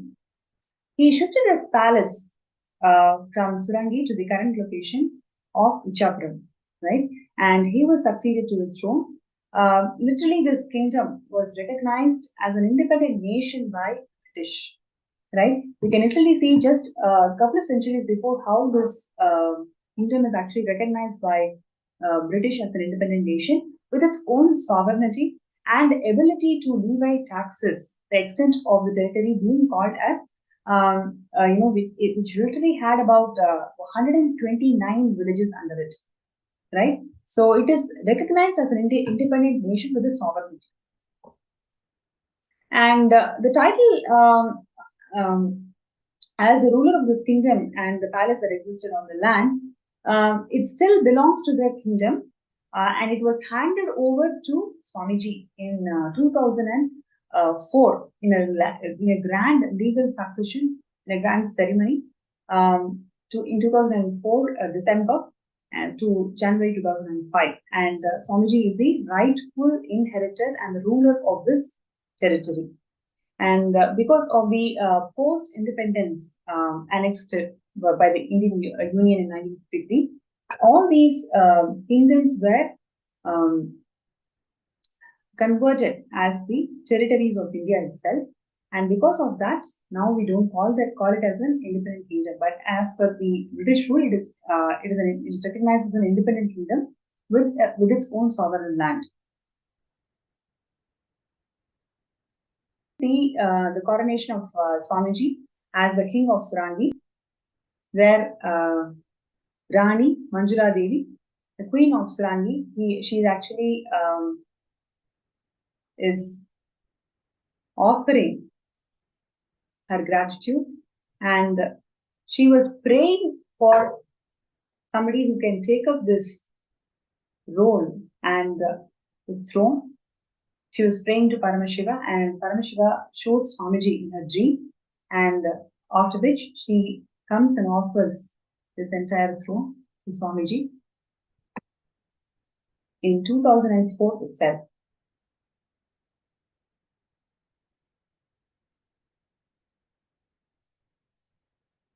Yeah, you can see here all the images of the day when the coronation happened. These are all the ritualistic ceremonies where Swamiji assumes the responsibility as the incumbent ruler of this Suryavamsa Surangi Samrajya. Yes, here you can see Manjula Devi is actually offering gratitude and Pada Puja and actually offering the throne.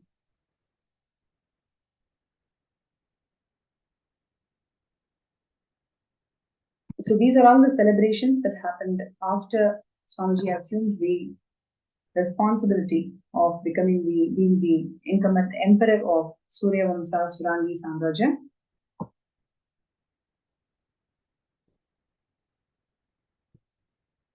Yes. And now we will actually take a look at all the important contributions that Swamiji has done through Kailasa as the incumbent emperor of Surangi Samrajya, how Swamiji revived the Hindu governance and Hindu jurisprudence, and how all of these components were incorporated in Kailasa. So before we go into that segment where we learn about all the contributions of Swamiji, I'd like to share with all the viewers that being part of Sarvanya Pita is one of the best things that we can achieve in our lives, because we will start understanding what really matters in life. Swamiji beautifully shared in one of the Paramashivam sessions that everything that we accumulate in day-to-day lives, it is all building sandcastles. At the end of our birth and death, we will actually realize that everything that we have built so far is only sandcastle. What really matters is our steps towards Kailasa. Whatever we have done towards manifesting the state, space, being, power, and superconsciousness of Kailasa, only that matters. All of us deciding to be part of Sarvanya Pita is our conscious decision to manifest Kailasa. It is not a sand castle anymore. It is actually a conscious step. You are building your stone temples in Kailasa. So let us really take this moment to see, do we want to continue to build our sand castles, or do we really want to move from sand castles to actually build the stone temples of our inner space in Kailasa? I request everybody to take this moment to sign up and show your intention to be part of Sarvanya Pita. So the links are being projected, sksjp.org/contribute. So requesting everybody to take this moment to sign up.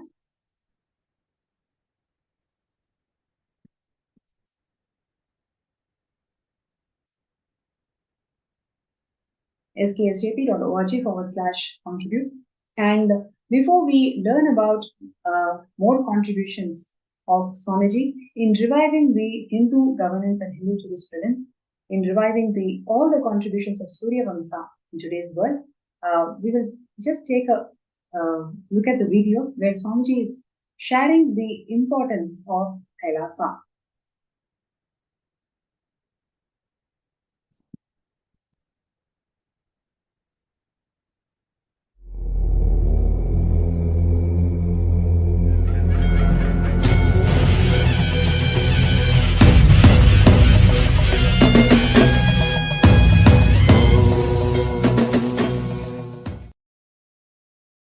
The job really Hindus need to do is to tell the world, I have incorporated this Kailasa, nation without borders. Kailasa, nation without borders. In a way I can say, whole universe is the Kailasa.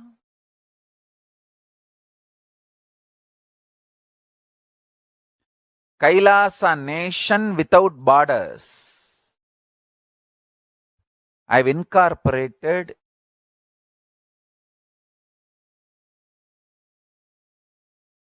in multiple countries.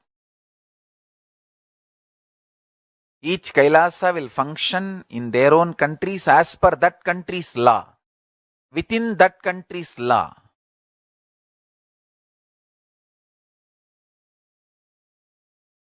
Understand? The Kailasa is revived to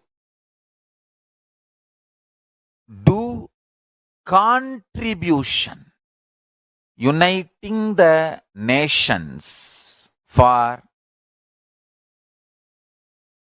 contribution.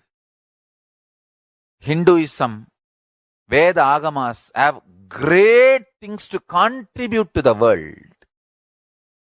Like the great power manifestation science, the ancient culture and arts, the ancient lifestyle truths, the ancient medical practices and medicinal knowledge, the ancient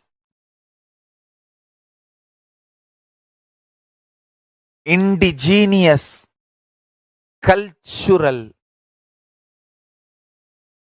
heritage and jewelry, perfume, dance, music. In every level, Hinduism has so much to contribute. Veda Agamic traditions have so much to contribute. To share all this with the world, to contribute to the world. Many of the devotees, disciples are creating organizations sanghas all over the world,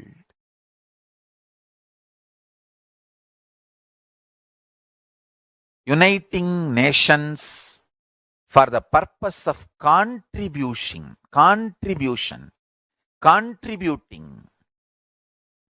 to work on religious harmony, to work on world peace, to work on preserving the ancient heritage, to work on protecting the ancient power manifestation sciences and ancient unique religions and traditions, because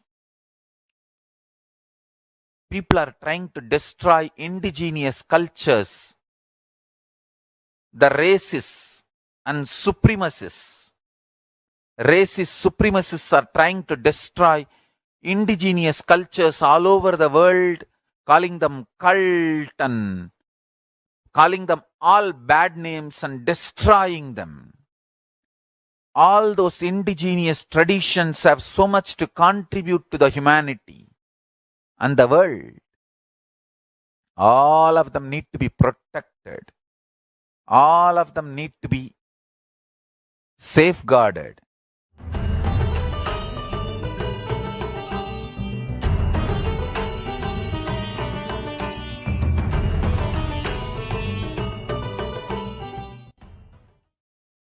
Yes.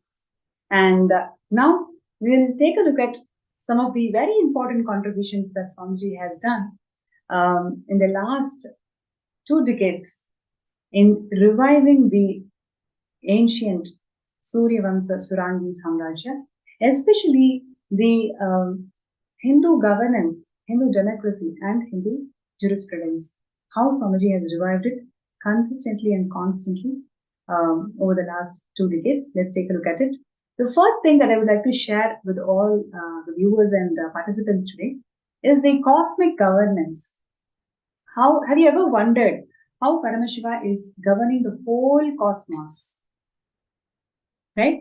So it is just one Paramashiva, and how he is able to govern the whole cosmos, whether it is Chitakasha or Mahakasha, how every single unit of the cosmos is being governed. Have you ever really wondered? The answer to that is Hindu governance. Paramashiva governs the entire cosmos through avaranas. He literally manifests himself into Vidyeshwaras, Mantreshwaras, Astreshwaras, and so on. So each of these avaranas are nothing but one more manifestation of Paramashiva himself. So based on the frequency of oneness, more and more people are in oneness, he gives them more powers. Right? So the power is always given to the beings who are radiating higher frequencies, who are radiating oneness with Paramashiva. This is how literally Paramashiva is governing the entire cosmos through his avaranas. This cosmic governance is what Swamiji has replicated literally in Kailasa through various structures, whether it is SMKT structures, Sri Mahant, Kotari, and Thaneda structures, or the avaranas, Vidyeshwaras, Astreshwaras, Mantreshwaras, Ganeshwaras, avaranas, or the Hindu sabhas, 7 parliament structures. In everything that Swamiji has created so far, it's all about replicating this cosmic governance, where literally Swamiji empowered the beings, whoever is able to be established in oneness with Swamiji, they are given this power and the responsibility. So the power and responsibility goes hand in hand. And people who are in power, it is only that they are in oneness with Swamiji. So the whole aim in life is all about moving towards more and more oneness with Paramashiva.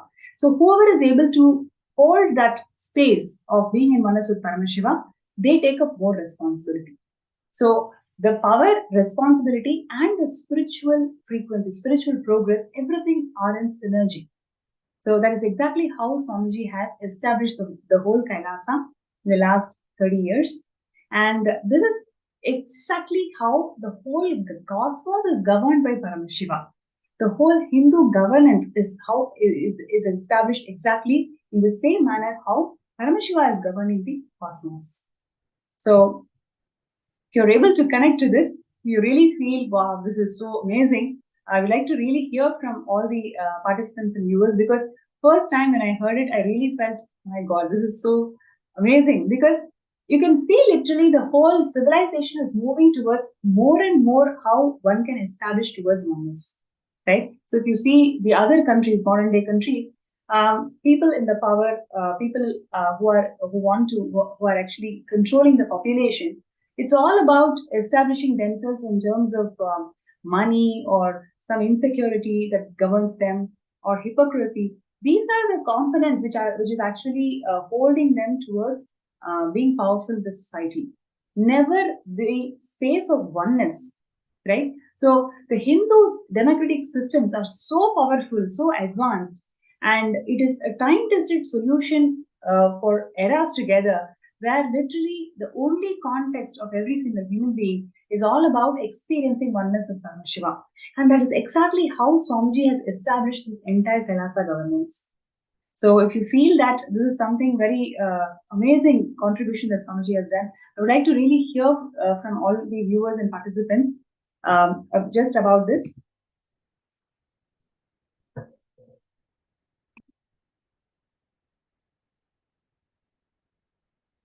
Yes, and next important contribution that Swamiji has done in the revival of Suryavamsa Surangi Samrajya is responsible democracy.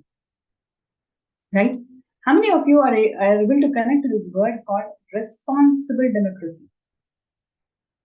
Always, the current day issues, if you see, the democracy is vested in some edo journals and media outlets who want to publish the material or the content that gives them money, that gives them TRP. There is no focus or the context of truth that actually is vested in this media-based democracy. In fact, the media disinformation is a highly criticized subject in today's world, and I'm not going to go into the details of it, but I'm sure all of us can connect to it, can relate to it.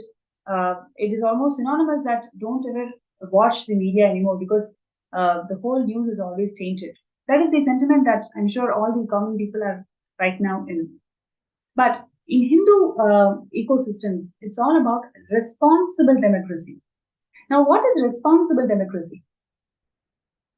Swamiji always shares that being integrated to the principles for what you believe in, right? So, if you take the whole Suryavamsa lineage, all these rulers, whether it is Shola, whether it is Bhagavan Rama, whether it is Bhagirath, so established themselves in the principles of whatever they were integrated to, they established themselves and shown themselves as an examples for the rest of the generations to live.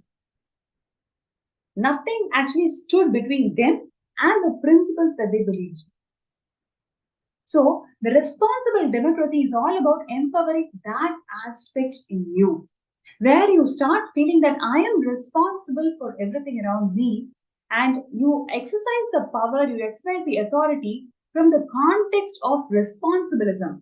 It is never about violating, it is never about misusing, it is never about exploiting somebody's weakness. It is all about taking responsibility of what is happening around you.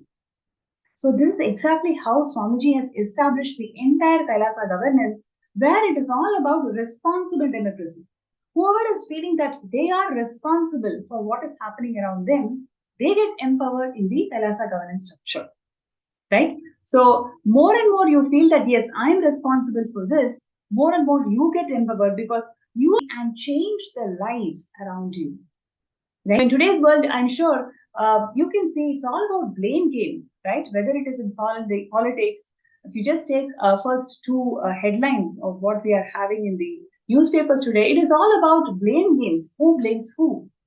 But the responsible democracy that the Hindu ecosystems were established, it's all about who is telling that, okay, I'm responsible for this and I'm going to fix this. Whether you truly feel you're responsible or not, but really understanding and emphasizing this responsible democracy is what Swamiji has given to this world as most important contribution. If you say the entire Kailasa governance is all about responsible democracy, right? And this world really requires every single principle that the Kailasa is built on. Whatever Swamiji has revived for last 30 years is a precious gift that the humanity cannot miss. If you feel that, yes, this is something which everybody wants, you must sign up for Sarvayapita. Just decide to become the founding fathers of Sarvayapita, where you can literally feel in the light in the Garbhagala, like Swamiji has beautifully shared in Jayanti Satsang, whoever stands in the Garbhagala, they will be remembered in the history forever. So if you really feel that responsible democracy is what the world is looking for, and the cosmic governance where establishing yourself in oneness is the core foundation principle of everybody who's in the power, that's exactly what the world needs today. And there are so many other principles that all that world problems today can be simply resolved if we have Kailasa. Swamiji has already established Kailasa, and now all we need to do is come together and work towards opening of Mahakailasa, and requesting everybody to be part of this grand happening of opening of Mahakailasa by you signing up as a Sarvayapita Yajman. So the intentions are there. The link is being posted sksjp.org/contribute, where everybody can come together and say, yes, I want to be part of this grand happening. And please remember, you do not need money to become a Sarvayapita Yajman. You only want that intention. You only want, somebody is going to see whether you have that intensity to manifest that intention. Moment you share, you radiate that intensity, you will see simply miracles start happening and you will be able to make it happen. So I request everybody to be part of this grand happening, sksjp.org/contribute. Everybody, let's take a few minutes to sign up in this link that's being projected. And now I'm going to take a few minutes of your talking about the we spoke about responsible democracy. Now, how this responsible democracy, what is the origin of this? Have you ever heard this term called Anubhava Mandapa? Right? So this Anubhava Mandapa is something that started evolving in the medieval period of Sanatana Hindu Dharma. Literally where people from different thought patterns, right? Okay, let's say, for example, there is some issue that we are discussing. For example, let's say vegetarianism. Does the society have to adopt vegetarianism or not? This is the problem statement. And now, people from different thinking cultures, right? Different cultures, they all come together. They all present their views. What is acceptable as per their culture? When I say acceptable as per the culture, it is not independent views, but rather what does the Shastra say? What does the scripture of their culture define?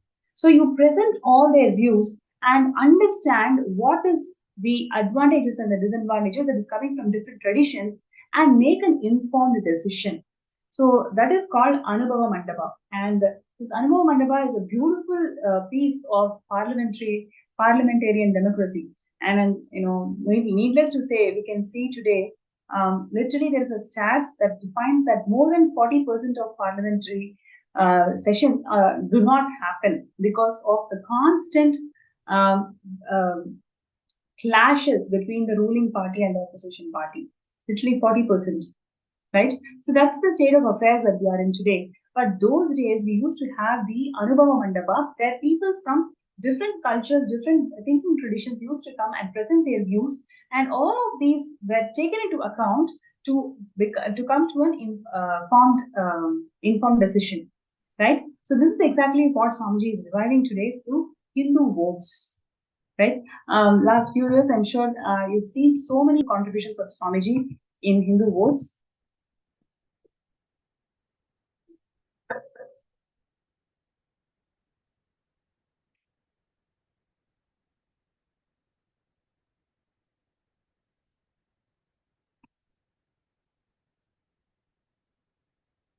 So all these are several Chitsava proceedings on vegetarianism, on various other aspects, various other topics that Swamiji wanted the whole community to come together and say what is that makes them to take that decision in their lives.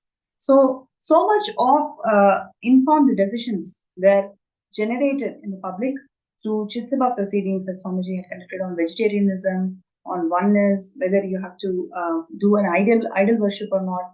There are several topics of debate today, and to all of these topics, Swamiji has conducted these proceedings and empowered the living Hindus today to take decisions in their lives.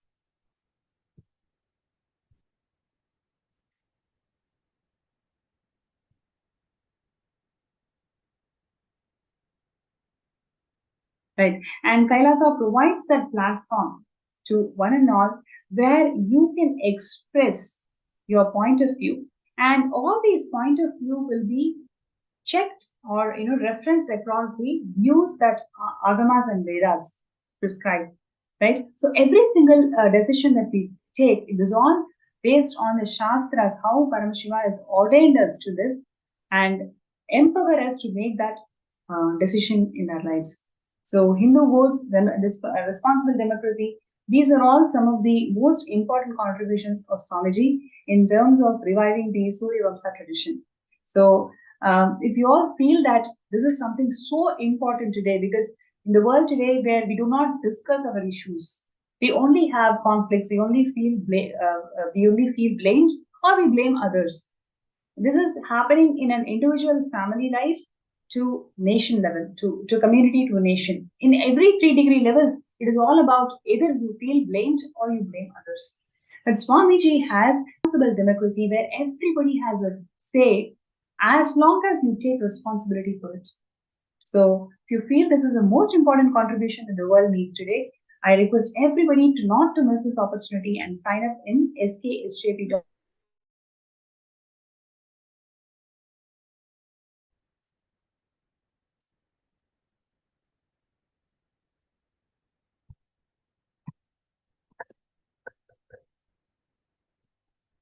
So while we take few minutes to sign up in the intentions, let's take a look at the video where Swamiji is sharing more and more details on why we need Kailasa today.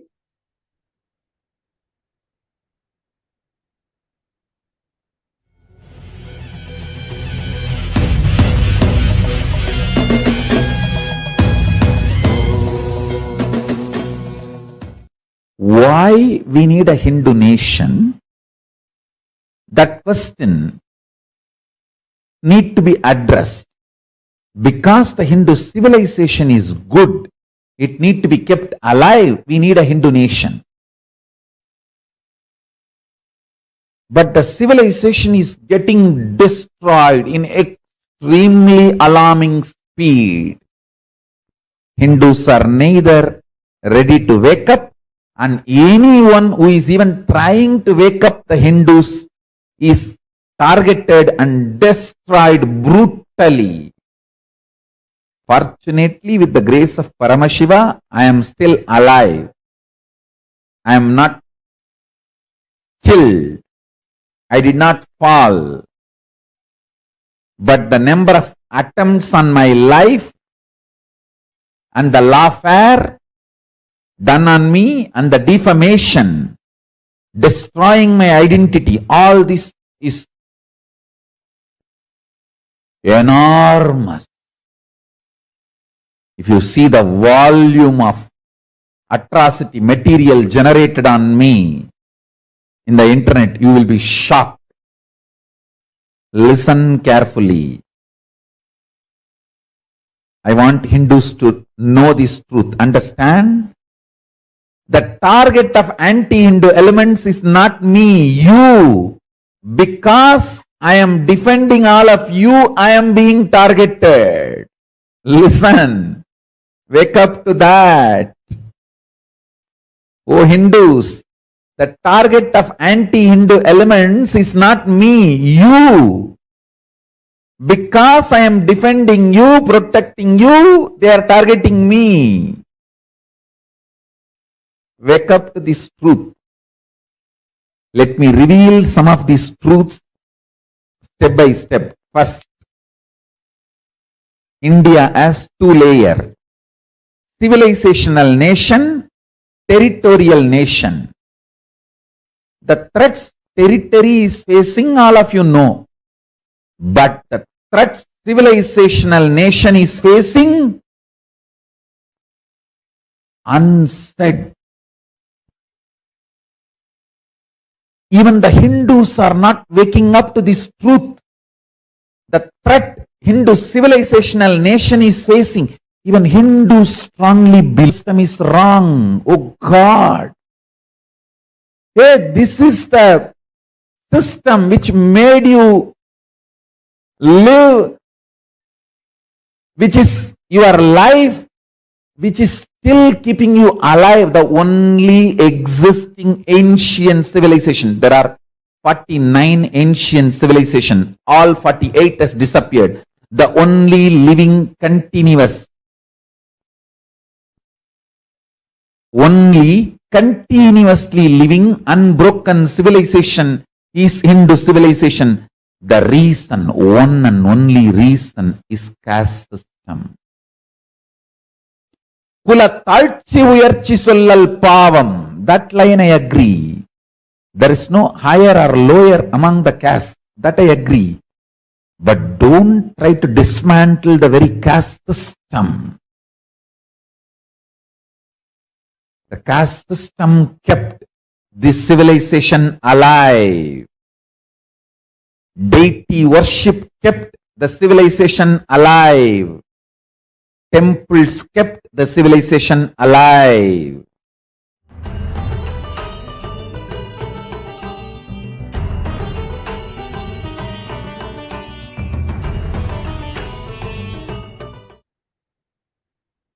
Yes.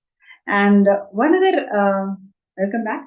And one other important contributions that Swamiji has given to this world in reviving the Surya Vamsa is conducting Nitya Dharma shows. So these are all the way how Swamiji revived the Hindu courts, right? If you see all the Nitya Dharma shows where Swamiji literally resolved the conflicts in Hindu families as per Vedas and Agamas, whatever Vedas and Agamas has prescribed and whatever Manu Shastras has empowered the whole humanity to live in. Based on that, Swamiji had given the solutions to resolve the Hindu conflicts, to resolve the conflicts in Hindu families. So, Nitya Dharma is one of the beautiful contributions that Swamiji has done in reviving the Hindu jurisprudence and Hindu governance in the communities. So, whether it is in terms of replicating the entire cosmic governance, the Avarana structure in the entire Kailasa's governance, or that which is in the nation level, or introducing this Anubhava Mandapa, where communities are encouraged to discuss, participate various thought currents based on Shastras and coming together to take a resolution, or in the level of a family where the families are encouraged to resolve their conflicts based on what Manu Shastras has ordained and given us. So in all three levels, whether it is in terms of a nation or in terms of a community or in terms of a family, in all three levels, Swamiji has revived this Hindu jurisprudence and Hindu governance and revived these elements, these Shastras and sciences of Surya Vamsa Surandi Samrajya. So the profound impact of all of this is what we are seeing, a very peace-loving community and a nation that Kailasa is today. And that is why all over the world, several nations are coming forward to sign the bilateral relations with Kailasa in terms of in terms of radiating the oneness and peace-based community and society in the world today. So I request everybody, whoever feels that this is a very important cause that all of us must come together and participate. I really feel that serving a Pita is an opportunity that none of us can miss in our lives. It only means that you are saying yes to a society which is peace-loving, which is established in the principles of oneness, which is more empowering each and everyone on coexistence. So when you sign up as a serving of the Yajaman, you're telling yes to a society which is all encompassing and empowering the coexistence. So requesting everybody not to miss this opportunity and sign up as a founding fathers of Kailasa. Your decision to become Sarvangapita Yajaman now will empower you to become a founding father of Kailasa. So requesting everybody to sign up skshp.org/contribute.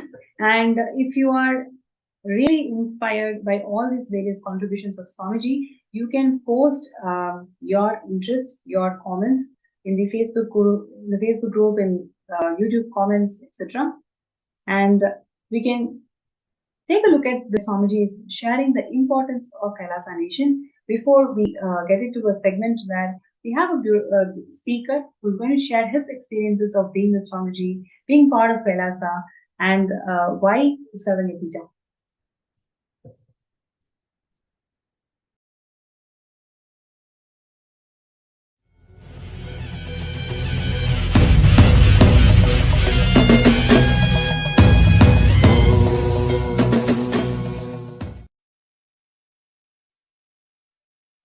O Hindus, especially the NRIs who have seen enough life, wealth fulfilled in all your basic needs, it is time you guys wake up to the reality. We need to keep Hinduism alive if we want the humanity alive. Death of Hinduism is death of humanity. Hinduism needs to be kept alive, and Hinduism has really so much to contribute to the world in every field.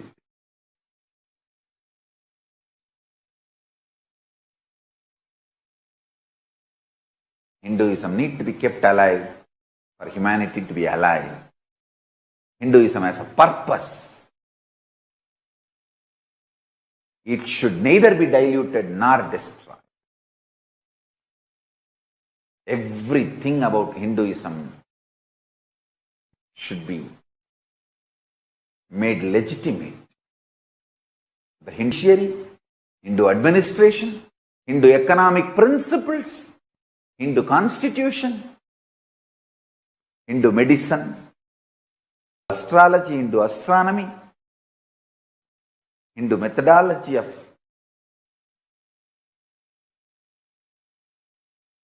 measuring time, Hindu chemistry, Hindu alchemistry, Hindu biology, Hindu sexology, Hindu sociology, everything should become legitimate. Kailasa is revived to keep this Hindu grand narrative legitimate, Hinduism legitimate.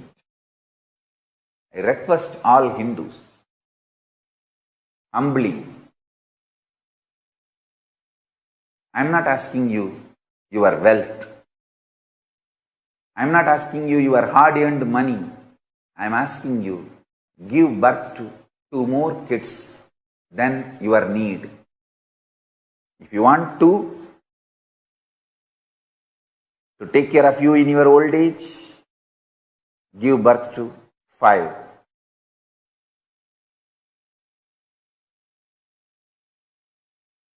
Give 2 to Kailasa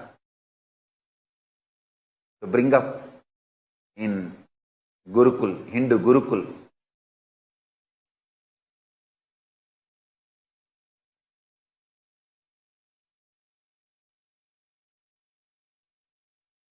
You have to, you give 2 to the Gurukul. Let one study in Hindu universities where he will be Grihastha, but making money, making livelihood by working for Hinduism and Hinduism related activities.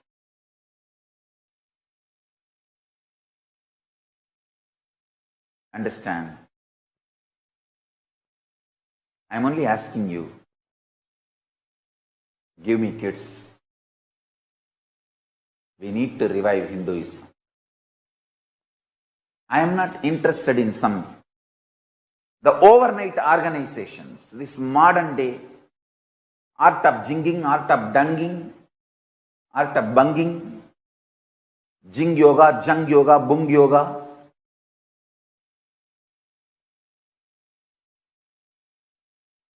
The overnight popular theology light. Ooh, laugh, love, little jing, jung, dance. No. I am interested in reviving the authentic, ancient,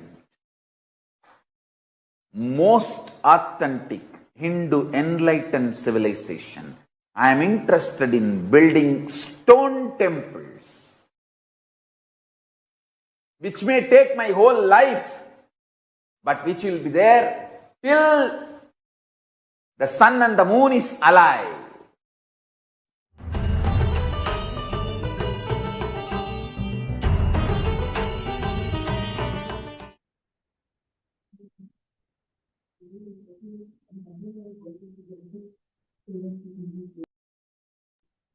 Yes.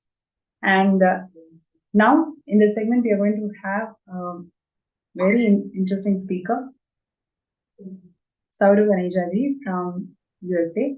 And he's going to share his experiences of being part of Kailasa and how his journey with Swamiji was, and how he's a founding Sarvanyapita manifester. And he's going to cover a whole lot of topics, and it's my pleasure to welcome Sauravji to the show today. Nithyananda. Nithyananda, thank you very much for having me. Always a pleasure. Yes.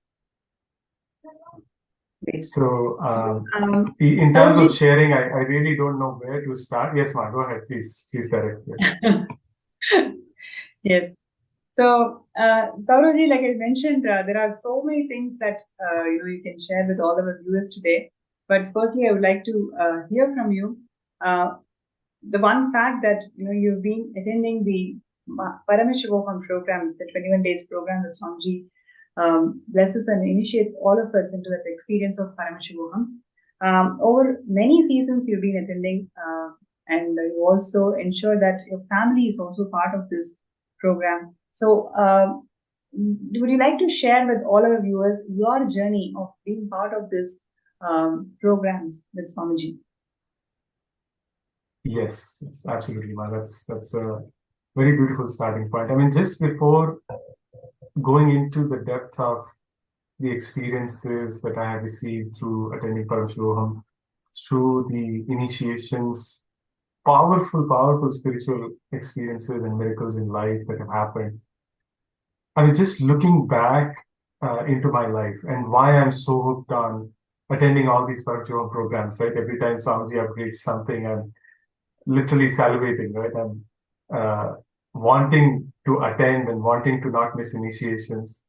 See, before coming to Swamiji, I essentially suffered from extreme powerlessness and fear.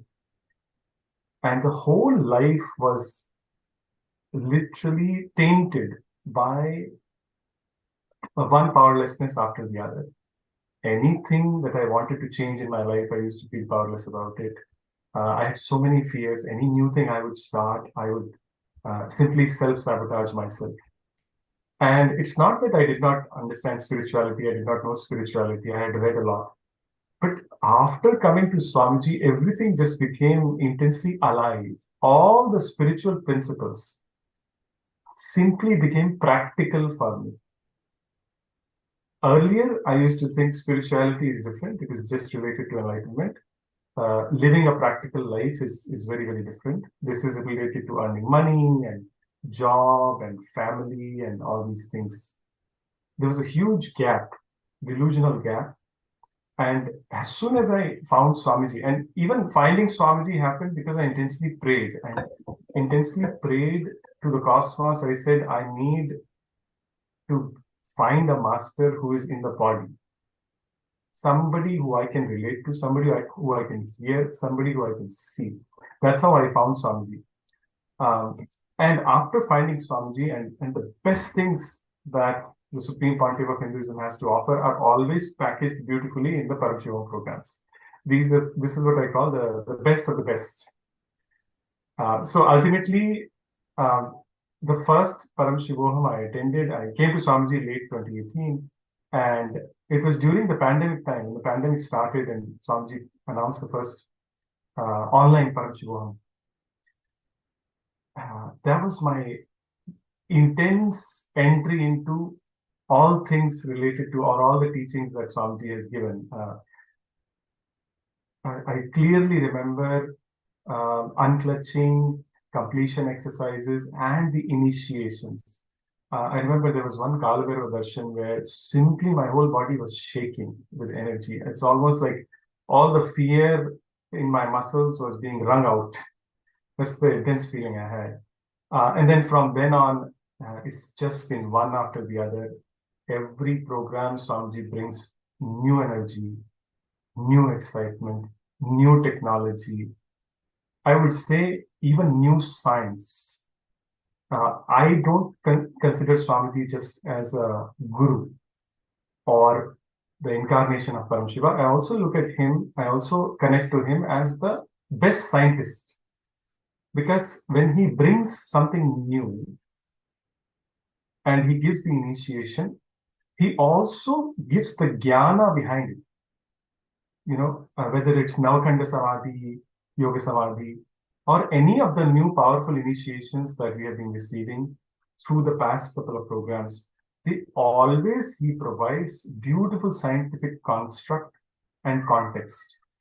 And as somebody with my background, because my background is in engineering and finance, I think that really connects with me. You know, here's the initiation, and here is how exactly it's going to work in your being, in your system. So anyways, a long story short, Paramashivam is literally a life-transforming experience.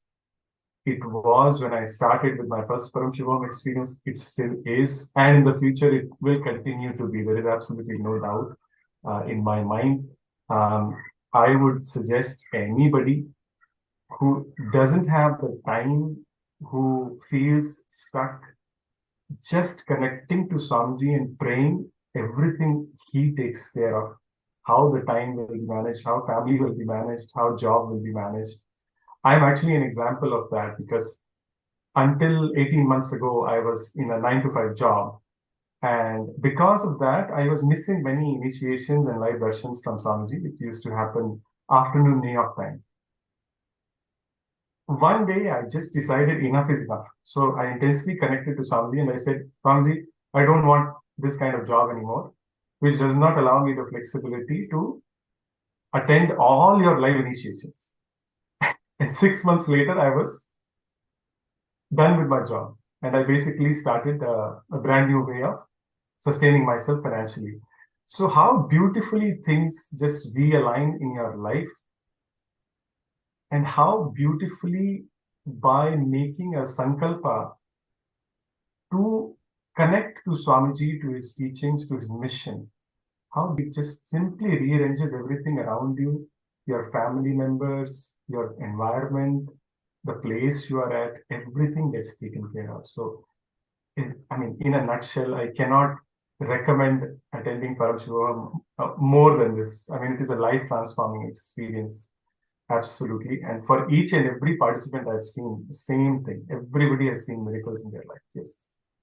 That's really beautiful, yeah, because I'm sure many of us can simply resonate with it. And the upcoming Paramashivam program is starting on 9th of February. So do not miss this opportunity. All the viewers, all we can do is just set the intention that we want to be part of this program, and rest of all the things, whether it is your time or treasure or the mind sometimes, how I'm going to make it happen. Any of the issues, any of the obstacles Swamiji is going to clear. From our side, let us set the intention. So you can sign up even for Paramashivam program. The sign up link or the intention link is the same, skshp.org/contribute. So the best part now is any contribution that you make towards your Mahaparamashivam, it will be considered towards the Sagamipita also. So requesting everybody not to miss this opportunity, like what beautifully as Sauravaya was sharing, each and every initiation literally molds you to a whole new experience of you, right? And Swamiji gives the jnana or the science behind each and every initiation and takes us all to that experience itself. So don't miss this opportunity, and requesting everybody to sign up in the skshap.org/contribute. And Saurabh, the next question that I would like to hear from you. Yes, you have done so many programs, and you've done so many programs, and you have got solid experiences, right? And from this solid experiences, how did you want to? How did you decide to become part of Kailasa? In what way you wanted to become part of Kailasa, and your journey in taking steps towards that? Would you like to share with all of us? Yes, Nisma, thank you. Absolutely. Swamiji always says time, treasure, talent. These are the three most important ways to contribute towards Kailasa. I think before I came for sharing I was listening to the segment that was going on where how beautifully Swamiji is reviving the enlightened ecosystem, the Suryavansha ecosystem, the laws that used to govern the enlightened society, and how they can contribute even in the modern times. And unfortunately, when we look around, each country essentially is separate from the rest of the world. Each country has their own agenda. Every group of human beings is fighting for their personal selfish agendas. So something needs to change. And all the world problems like global warming, terrorism, etc., cannot be solved by individual countries alone. There has to be a uniting force. And I genuinely believe with all the contributions that Supreme Pontiff of Hinduism has made, that Kailasa is that uniting force, which can bring people together across borders towards common values of life positivity, and ultimately the enlightened way of living. So from my personal perspective, I have simply opened myself up to contributing to Kailasa in any way possible. I mean, I have 2 little kids, so naturally there are some family constraints from that perspective. But ultimately, what matters to me is any opportunity to be involved in a Kailasa project, I should grab it. One of the beautiful privileges that I've had recently is to interact with Kailasa's United Nations team. And recently I was part of the contingent, the Kailasa contingent, for 2 such events. One was the Diwali celebration at the New York City Mayor's place, where Kailasa had a huge contingent. And the recent one, which I'm sure all of our listeners have heard and seen, is the bilateral signing, the treaty city of Newark here, which is very close to where I live actually. And just going through that experience and how even people here in the US, people in the governance in the US, how they are amazed by the contribution that Supreme Pontiff of Hinduism has made, and how moved they are to see the wide range of contributions is just so empowering. And it has been simply a privilege to be part of these contingents and representing Kailasa. So that's one area where I have been trying to contribute, and hopefully in the future with Swamiji's grace will be contributing more. The other way, obviously, is I'm an SJP manifester. I genuinely believe, I look at the cosmos, ever since coming to Swamiji, I look at the cosmos as a mirror. Basically, if I try to cheat the cosmos, I receive the same thing back from the cosmos. If I try to contribute to the cosmos contributes back to me. So this has become a real truth for myself. So ultimately, my aim is to manifest the SJP, become the founding father of Kailasa, founding member of Kailasa, basically, and contribute to the various projects of Kailasa. Kailasa is a huge multilateral, multi-dimensional project. There are so many areas where people can volunteer, people can contribute. I think ultimately it all depends on our intention. Do we want to be part of this huge story? I think decades from now, when people look back at this time, I can guarantee that they will say, wow, there was something really transformational happening across the world through Kailasa, through the people, through the devotees, and ultimately through the Supreme Pontiff of Hinduism's direction. And I think people who are aligned with the cause, who are aligned, saying, but not contributing, are really missing out. So I would appeal to people that don't miss out. There's a lot of work to be done. There's a lot that needs to happen. There's a lot of transformation that we need to do across the world, and this is the right time to jump in. That's so beautiful, Aya. And also would like to hear from you some of the miracles that you've personally experienced in your life after being part of Kailasa and all the programs that you've attended so far. I think the biggest miracle in my life, Ma, is going from a transformation from a depressed, fearful being to a powerful, optimistic being who feels he has a place in the cosmos, who feels he belongs in the cosmos. I mean, philosophically aside, but I genuinely feel a huge shift in the way I approach life now after coming to Swamiji. Before coming to Swamiji, every problem would seem too big. Every obstacle would feel like the end of the road, whether it's health related or money related or work related. After coming to Swamiji, I've seen so many miracles. Just the whole idea, the whole delusion that we are powerless is simply washed out experientially. I have seen miracles on the side of health. For example, my son being healed simply through a blessing from the Supreme Pontiff of Hinduism. I have seen knowledge manifest. Like sometimes I'm struggling with something, some concept, some way to relate science and spirituality, or trying to understand what Swamiji has revealed in one of his satsangs. And simply connecting to him and with the attitude, I do not understand this yet, but through the space of oneness, please make me understand. And simply in the next few days, the whole thing unfolds. Magically, everything unfolds, and the whole clarity is brought to the mind, to the brain. In the field of finance or financial world, I've seen literally how last year, before attending the Paramashivam program, I did not have the money. And then how simply within 2 weeks, all the money, everything just manifested for me and my wife to be able to attend the program in time.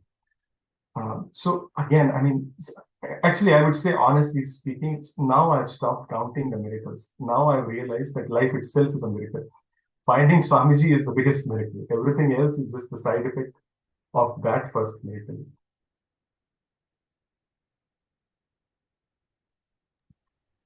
That's really nice, Aya. Like finding Swamiji is the biggest miracle.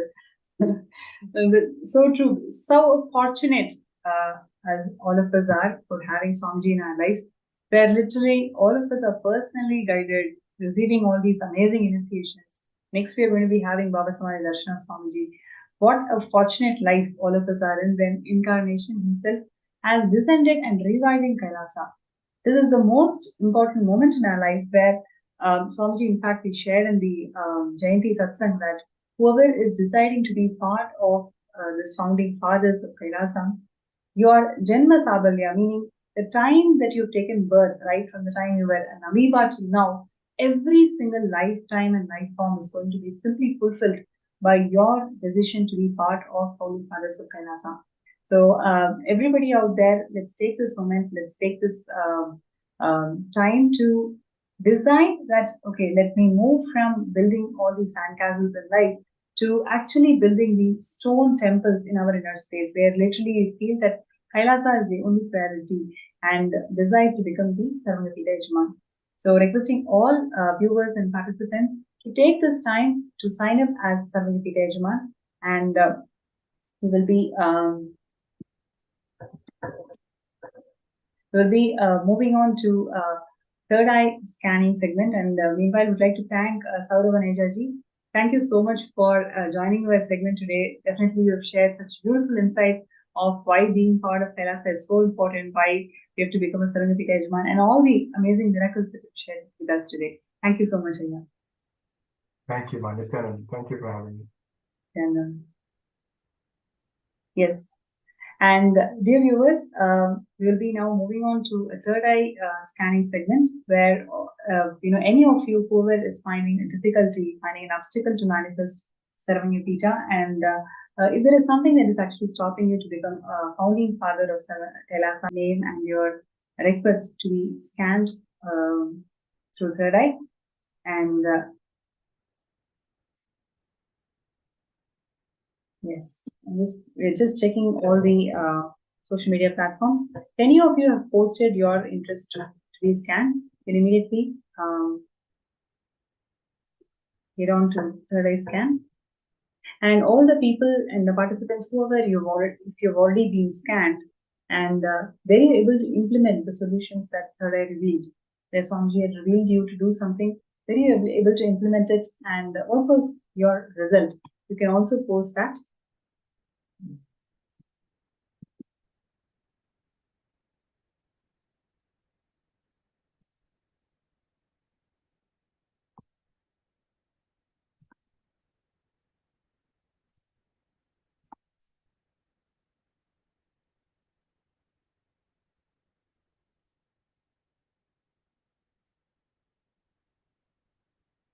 So requesting all the viewers to take this time to sign up for Sarvagapita Yajman and Karta, and sign up your intention to become Sarvagapita Yajman and Karta. And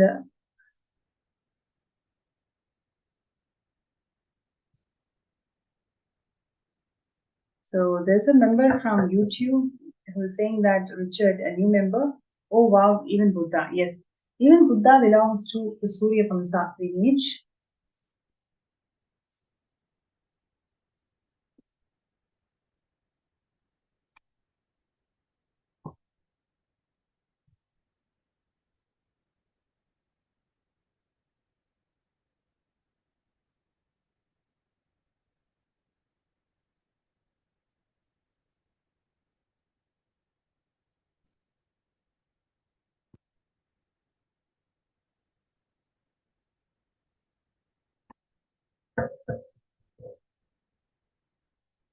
Okay, so we have a few folks who are requesting for third eye scan. Okay, so that's Why Chun Yip. Please scan me. Okay, thank you so much. So I request Why Chun Yip to please be seated with your head, neck, and spine in the straight line, and requesting you to chant the Mahavakya. Om Nithyananda Paramashivam. Om Nithyananda Paramashivam.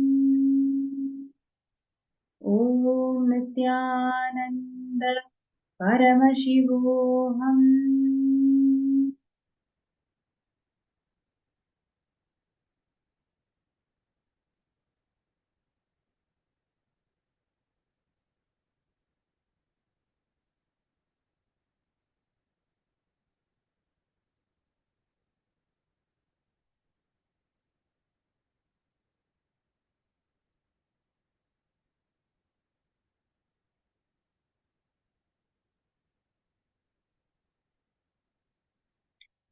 So why Chun Yip? First thing that Swamiji showed in the third eye is your relationship with your mother, right? So I request you to take this time today for the next 48 hours, I want you to write down all the moments when you felt that your mother has let you down. Actually, you will start seeing more and more you write all these incompletions. You'll start seeing many of these incompletions you are actually projecting on Swamiji also. The incompletions that you cherish with your mother, unconsciously you are actually putting that same doubt, same self-hatred, all of that on Swamiji also. This is the reason why you're not able to manifest a breakthrough, especially in the wealth dimension. Right? Moment you complete with your mother, you will simply see all the incompletions and doubts and questions that whatever you're posting, it is all coming from this incompletion that you had with your mother. Right? So I request you to do the completion in the next 48 hours itself, and you will see the obstacles, whatever is stopping you from manifesting SJP, you will see you are already an SJP. You already have the possibility of becoming an SJP. You need to simply take the action, right? So I request Wai Chun Yup to take next 48 hours to bring completion in your mother and your family and take steps towards SJP. Right, and anybody else who would like to listen to a scan, you can actually post that in the MPSN group. And if you've already received the scan and if you've taken some steps, you can also post that.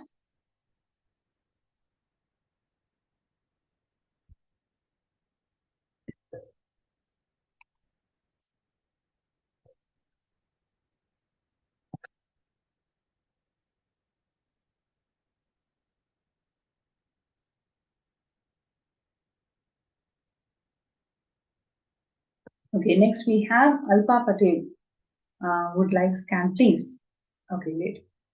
So, Alpa, I request you to please be seated and connect with Swamiji Nithyananda Kanda. Let us all chant the Mahavakya together.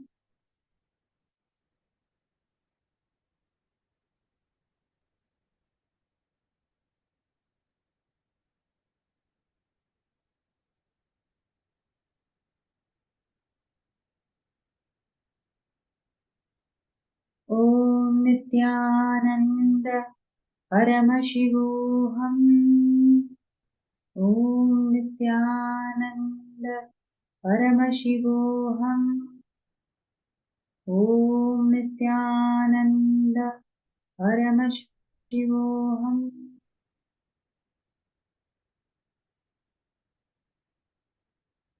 Yes, Alpa Patel, Nithyananda. So, first thing that Swamiji showed is the relationship that you have with your brother, right? If you see, all the male relationships that you cherish with your with the male, everything always you feel that you are belittled and not appreciated to the worth that you feel you worth it, right? See, it's like each person may have their own analysis about who they are and what they're doing. So likewise, you also have an analysis of who you are and what you're doing, and you really want it to be acknowledged. You really want it to be enough due respect to what you've been doing. So this is actually reflecting from the relationships that you're having with your brother, and requesting you to take a decision to complete with this incompletions that you're having with your brother. And with Swamiji's grace and blessings, simply you'll be able to manifest everything that you want in your life.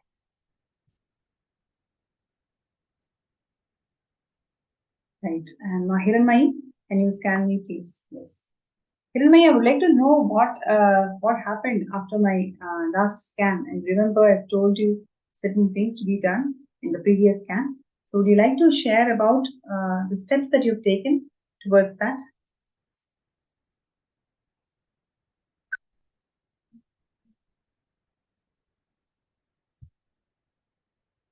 Yes. So while we come back with Hiranmai, I would like to call out all the viewers today that don't miss this opportunity to become the founding fathers of Kailasa. All you need to do is just set your intention, which is sksjp.org/contribute.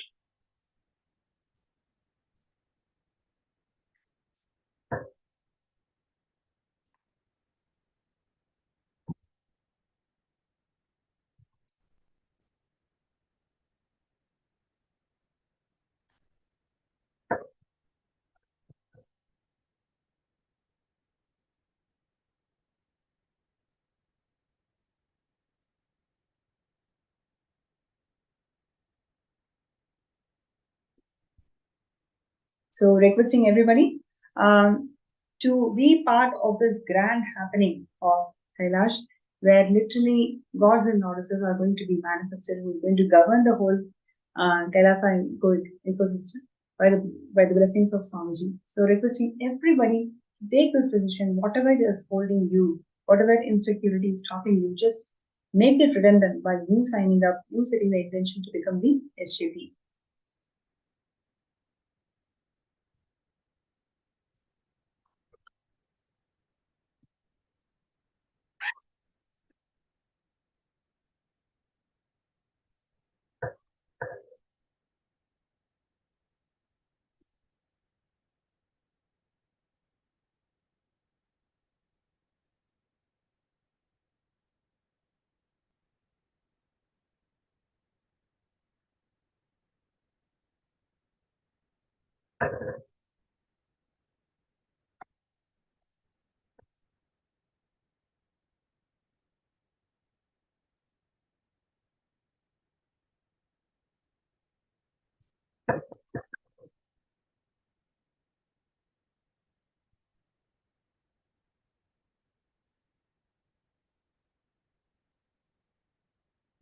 So while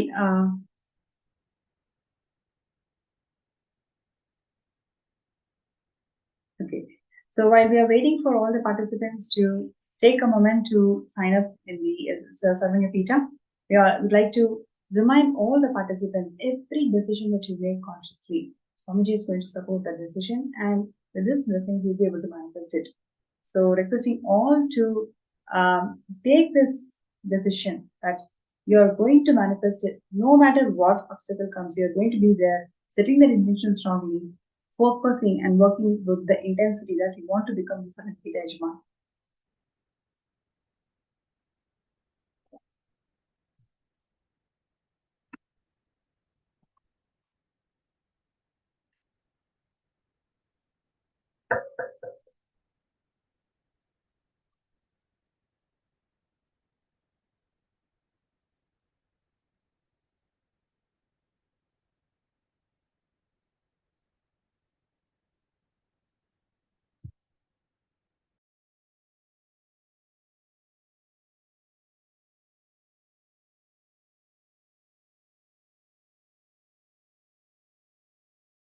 So while we are taking this moment to sign up as the SJP, to set the intention strongly, Swamiji has time and again told that if you take one step, Swamiji will take million steps for you. So you take that step to become part of SJP by signing up an intention, and you will see with Swamiji's grace and blessings, everything that you want in your life will simply start manifesting.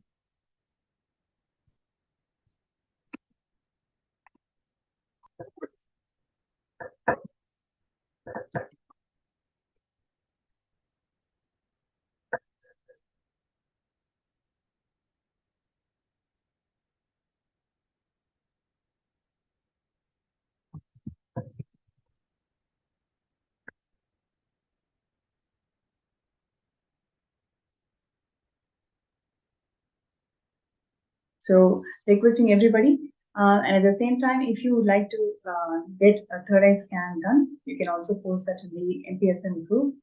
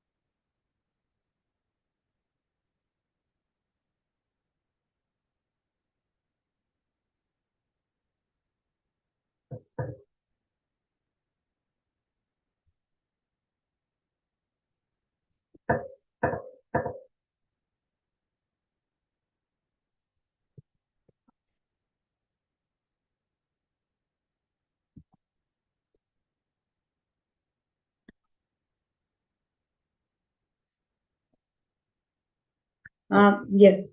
So requesting all the participants out there to take this moment to sign up and be part of Sarvanipita Yajman. And there are so many of the participants in Sarvanipita Yajmans. They have just shared how blessed they feel after they take the decision, because you can see right after you make the decision to become the Sarvanipita Yajman, all the things around you will start aligning towards this. It's because of the power of blessings that we receive from Swamiji when you sign up an intention. So requesting requesting all the participants out there to please take this opportunity and sign up for skshp.org/contribute.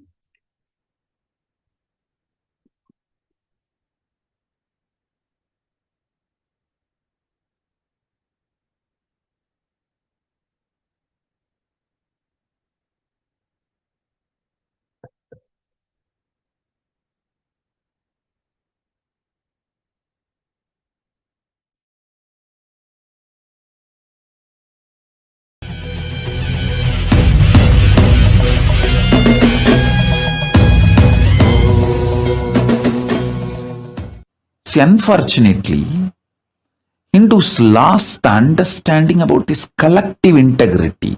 See, if a ship has to stay afloat, all the mechanisms in that ship need to stay integrated. It can be the maintenance engineer or the cleaning staff, captain, all the equipments fixed in the ship, everything, the machineries and all human beings, all of them need to be integrated for the ship to stay afloat. For the ship to stay afloat and reach the place where it need to reach, everyone in the ship need to be integrated. It's called collective integrity. A maintenance engineer cannot think, oh, I have done my job, but the fuel manager is not doing his job, or the cleaning person is not doing his job. So if the ship sinks, I will not be blamed. I will not be questioned. I am safe. Let whatever happens to others, or whatever others do or don't do, what is there for me? That level of integrity will not work for the ship to stay afloat. This is exactly done by the Hindus. In the modern day, everyone says, oh, I have tried my best, I have done my best, but others are not doing. What can I do? I have seen this as a typical mold, same narrative, whether it comes to reclaiming the political legitimacy of the Hindus, or reclaiming their temples, or reclaiming their organizations and religious freedom, or any guru's organizations running. Please understand, any problem Hindus are facing. So whether you ask the Hindus, why are you living a slavery life? Why you don't have a religious freedom? Why your temples are not under you, it's under the government? Why your temple wealth is not used for running gurukuls, the Hindu schools?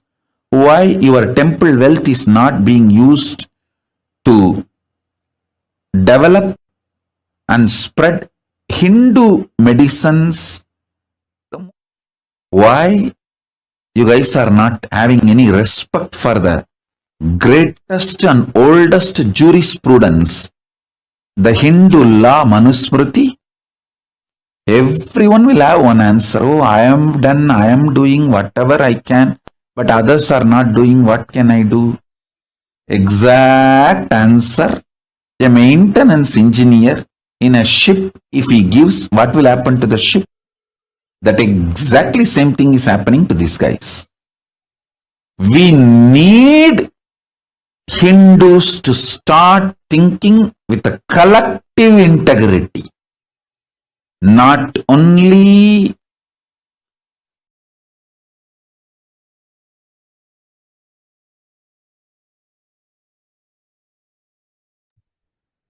Yes. So we need Hindus to radiate that collective integrity.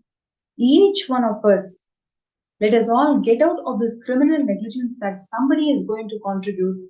I have this problem, I have my personal incompletions. Right now, I need to deal with the situation.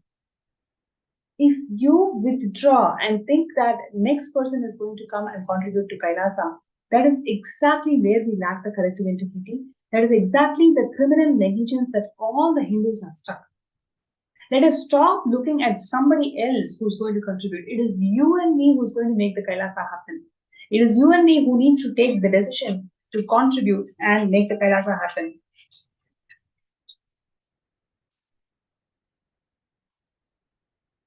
So your decision today to become a part of the founding fathers of Kailasa, you are breaking, literally burning the criminal negligence that is instilled in the bone marrow of Hindus today. That is exactly why we are suffering so much. When Swamiji has single-handedly made the Hindu nation happen, it is a responsibility of all the devotees, disciples, whoever is watching the segment, whoever is connecting to the concept of Hindu nation. You and me need to decide that everything that we are given, it is simple offering to Paramashiva. If you just do the tyaga of whatever I have, I'm going to offer it to you. Just in few days, Kailasa is going to be open to one and all. So let us come out of the criminal negligence and let us decide Tyaga is the way to manifest life. So with that note, would like to once again call out all the intentions, everybody out there, don't miss this opportunity or sign up in sksjp.org/contribute. And with that note, let us all get ready to receive the Bhava Samadhi Darshan of the Nijavatara, the Supreme Pontiff of Hinduism, Bhagavan Nithyananda Paramashivam.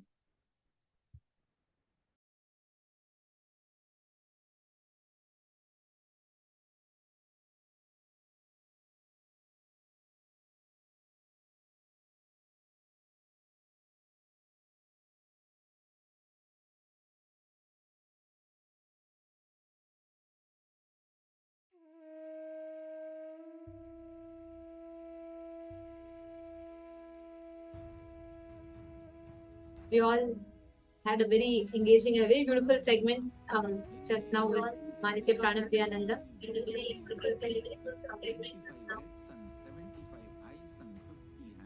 And now it is time for all of us to get ready for one of the most exciting segment that all of us await for. We are going to be entering into the Bhava Samadhi Darshan now. And today we are going to be having darshan of the forms of Paramashiva, of Chandisha Anugraha Murthy, Pashupatastra Anugraha Murthy, and Kiratha Murthy. These forms of Paramashiva and Chakradana Swarupa Murthy, we're going to be having the darshan of these four forms of Paramashiva today. So let us all get ready and prepare for the Bhava Samadhi darshan. I request all the participants that are there with us now to please take a few minutes and turn on your cameras and please come back and settle down in front of the screens. And the Bhava Samadhi Darshan is a time where literally we are all going to be raised to the cosmic frequency of oneness with Swamiji. And Swamiji is going to be channeling the different forms of Paramashiva exclusively for all of us. So let's all get ready to receive the Bhava Samadhi Darshan. I request all the participants to please come back and settle down in front of the camera. I request everyone to please take a few minutes.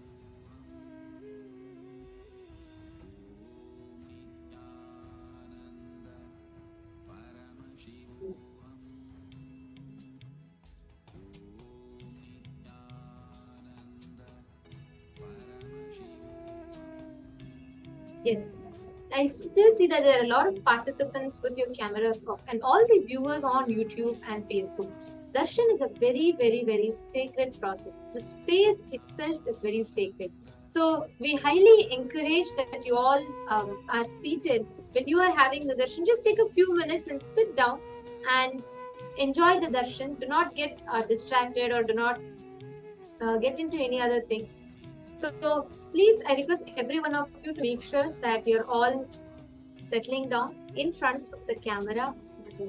Enjoy the Bhava Samadhi Darshan, because Bhava Samadhi Darshan is a very profound and a powerful science in Hinduism where an avatar channels the various cosmic bodies, the various deities, the various forms of the god of Paramashiva in a way that we all can see, understand, and relate with. Many of you would have been to temples, right, where you see different deities of Paramashiva, Durga, Kali, Devi, Ganapati, and so on. There are a lot of temples that you might have been to. We at them ask prayers. To one extent, we connect, experiencing the consciousness of that deity as an experiential expression is not possible by human beings because human beings are not matured enough to grasp that subtle existence through the deities. And therefore, to bridge this gap, out of extreme compassion, avatars come down and they manifest through avatars. The avatars manifest the different forms of these beings from the gods and goddesses of Kailasa to make us experience these higher states of consciousness. And now we are going to be entering into the Bhava Samadhi Darshan. During the darshan, all you need to do is just sit in the space of gratitude. Don't need to do anything else. You just sit and you will see what miracles start happening inside. One of the profound things that happens during the darshan is the awakening of your divination. The inner potential and the energy gets awakened and centered. And during the Bhava Samadhi Darshan, every prayer that you have in your inner space, literally every desire that you have in your inner space, all of this, your wants, needs, everything just drops and you become literally at ease in experiencing oneness with this higher dimensions of the cosmos, Paramashivam. So when you are having darshan of these forms of Paramashiva, when Swamiji is manifesting that, all the powerful cognitions, the powerful components of those forms of Paramashiva gets awakened in you. And you start manifesting these qualities of Paramashiva. So understand, this Bhava Samadhi Darshan is a very, very powerful space, place, experience for you to raise your consciousness to the highest frequency. You may be sitting thousands of miles apart, somewhere in the US, somewhere in India, somewhere in Australia, different corners of the globe. But no matter which place you are in, what time zone you are in, just by seeing the darshan, you are channeled, you receive the highest frequency of consciousness. Literally, you are initiated with the powers, powerful cognitions, and all this auspiciousness of the gods and goddesses.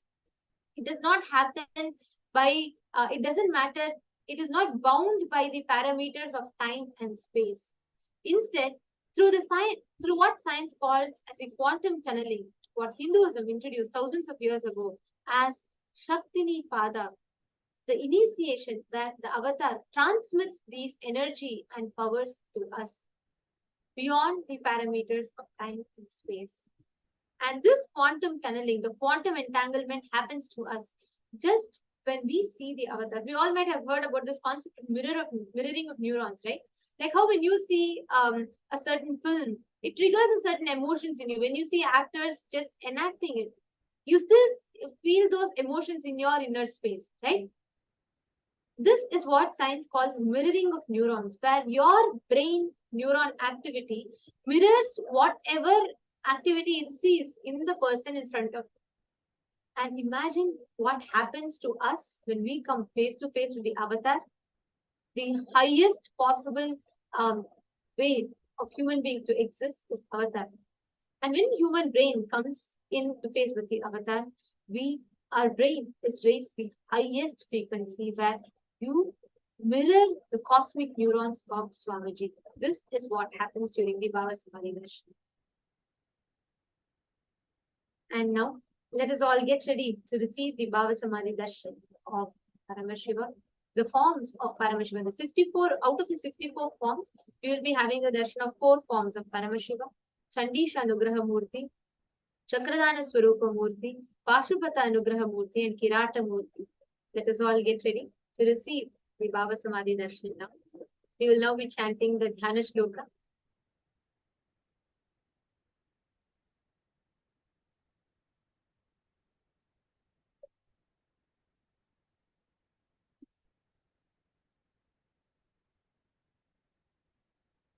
चण्डेशां पीतवर्णं युगकरसहितं दक्षहस्ते च टङ्कम् वामे कृष्णं दधानं वरसहितं पार्वती वामभागम् चण्डेशस्योत्तमङ्गे प्रतिनिहकरतं दक्षभागे त्रिनेत्रम् सर्वालङ्कारयुक्तं शशिकलधरं गङ्गाया युक्तमेडे देवस्य दक्षिणं भागे तु चण्डेशं तु प्रकल्पयेत् देवस्य बाहुमत्रेण चण्डेशायाम उच्यते न्यस्तव्योमप्रसादेन चण्डेशो भक्तिसंयुतः चण्डेश्वरं स्वर्णवर्णं भालभूषणभूषितम् देवं शिरसि चण्डस्य लीलया परिशोभितम् चण्डेशानुग्रहं प्रोक्तम्. The next is a form of Paramashivam as Chakradana Swarupa Murthy, where he bestows Bhagavan Vishnu, Narayana with the chakra.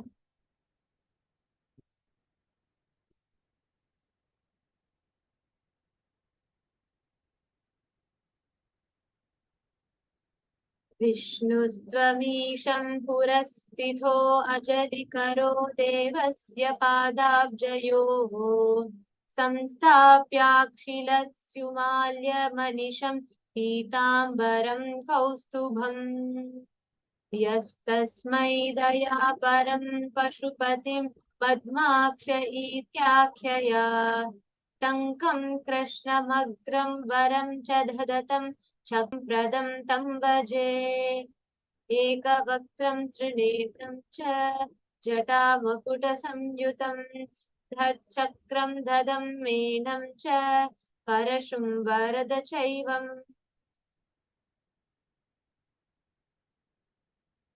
दक्षिणे चक्रसंयुक्तं धातृरूपमिधोच्यते देवस्य वामभागे तु श्यामरूपं सुसंस्थितं सर्वाभरणसंयुक्तं पीतवस्त्रोत्तरीयकं शङ्खं चक्रं समायुक्तम् उत्तरे चञ्जलिं स्ययेत् एवं लक्षणसंयुक्तं विष्णुरूपमिहोष्यते.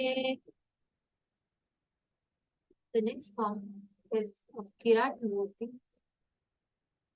चतुर्भुजं त्रिनेत्रं च जटामकुटसंयुतं सर्वाभरणसमायुक्ताभरणं समाधृतं धनुर्बाणसयुक्तं रक्तं कृष्णापरशुसंयुतम् उपवीतं समायुक्तं समभागतुनूपुरु वामे गौरीसमायुक्तं दक्षिणे त्वर्जुनस्थितः अर्जुनस्वरूपम् एकवक्त्रं द्विनयनं जटामकुटसंयुतं सर्वाभरणसंयुक्तं कृताञ्जलिपुटस्थितम् एवं कैरात्यमाख्यतम्. Now, in the same space, let us all get ready. Receive the Bhava Samadhi Darshan of Kirata Murthy, Chakradana Murthy, Chakradana Swarupa Murthy, Pashupata Anugraha Murthy, and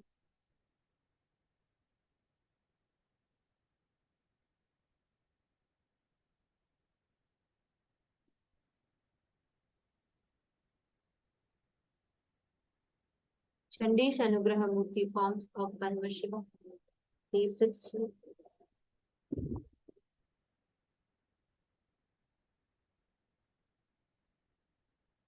Please chant the Mahavakya. Om Nithyananda Paramashivam. Nithyananda Paramashivam. Om Nithyananda Paramashivam.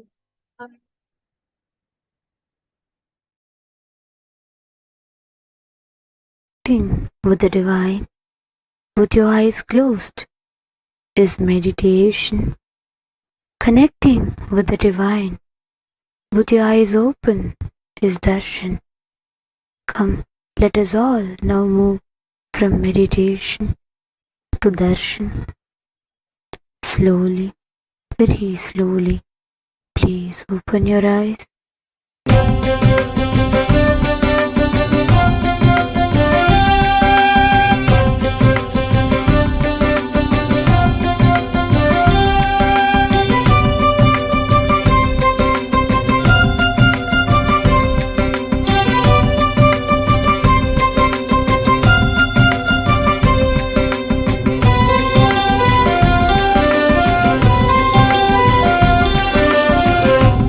ईश्वराय चंद्रशेखराय गंगाधराय नित्यनमो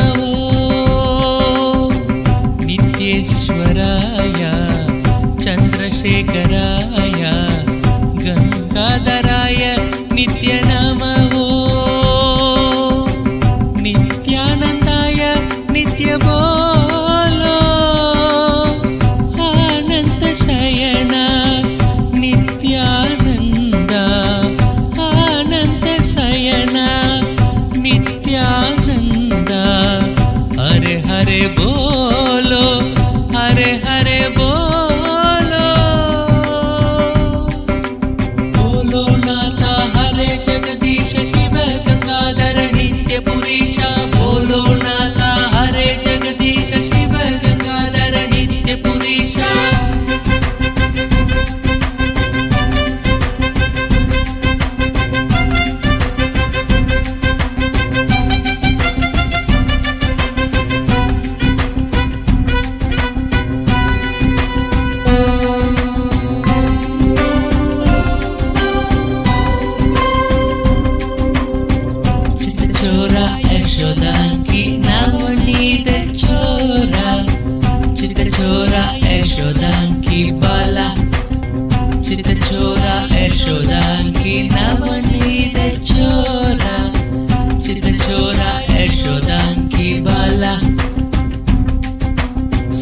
शिवो शंभो नित्य मगेश महादेव हरे नित्य मुकुंद नंत नंतना नित्य गोपाल प्रणव स्वरूप नित्य नंतना अनंत शयना नित्यानंद मंगल प्रणव नित्य गुरु चरणम नंदी वाहना त्रिपुर विहारी नित्य पुरीशा शिव गंगाधरी चंद्र कलाधर पार्वती रमण निन्नि निन्नि निन्नि निन्नि नित्यानंद चोरा यशोदा की नवनीत चोरा चित्र चोरा यशोदा की बाला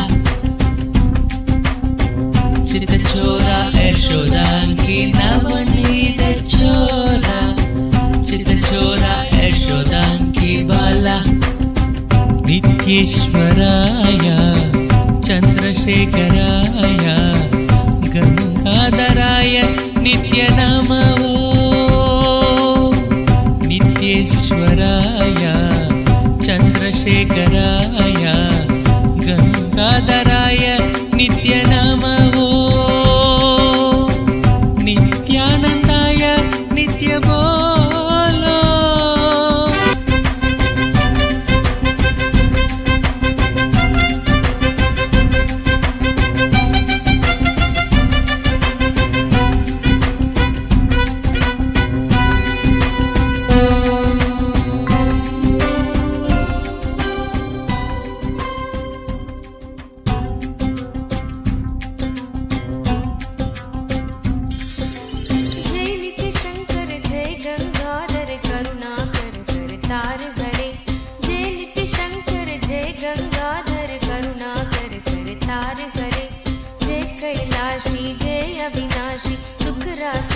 सार भरे जय कैलाशी जय अविनाशी सुख राशि सुख सार भरे जय शशि शेखर जय डमरूधर जय जय प्रेमागार भरे जय शशि शेखर जय डमरूधर जय जय प्रेमागार हरे जय त्रिपुरारी जय मदहारी अमित अनंत अपार हरे जय त्रिपुरारी जय मदहारी अमित अनंत अपार हरे निर्गुण जय जय सगुण नामय निराकार साकार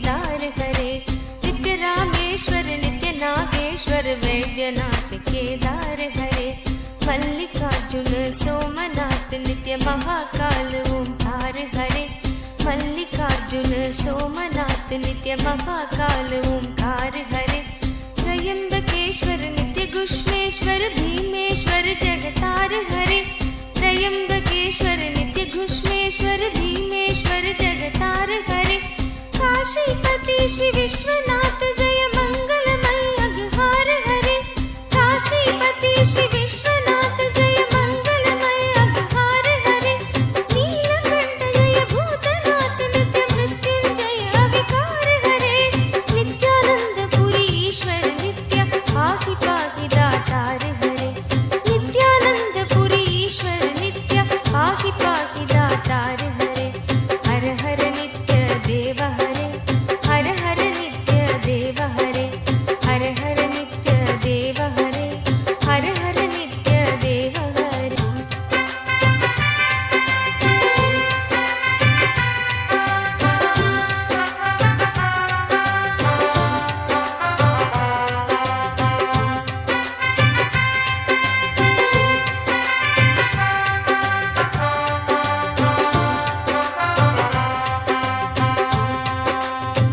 नित्य महेश जय नित्य भवेश जय आदि देव नित्यानंद विभो नित्य महेश जय नित्य भवेश जय आदि देव नित्यानंद विभो किस मुख से है गुणतीत प्रभु तव अपार गुण वर्णन हो किस मुख से है गुणतीत प्रभु तव अपार गुण वर्णन हो नित्य भव कारक तारक हारक पातक दारक नित्य शंभो नित्य भव कारक तारक हारक पातक दारक नित्य शंभो दीन दुख हर सर्व सुखावर प्रेम सुधाधर दया करो दीन दुख हर सर्व सुखावर प्रेम सुधाधर दया करो पार लगा दो भव सागर से बनकर करुणागार हरे नित्यानंद पुरी ईश्वर नित्य पाहि पाहि दातार हरे नित्यानंद पुरी ईश्वर नित्य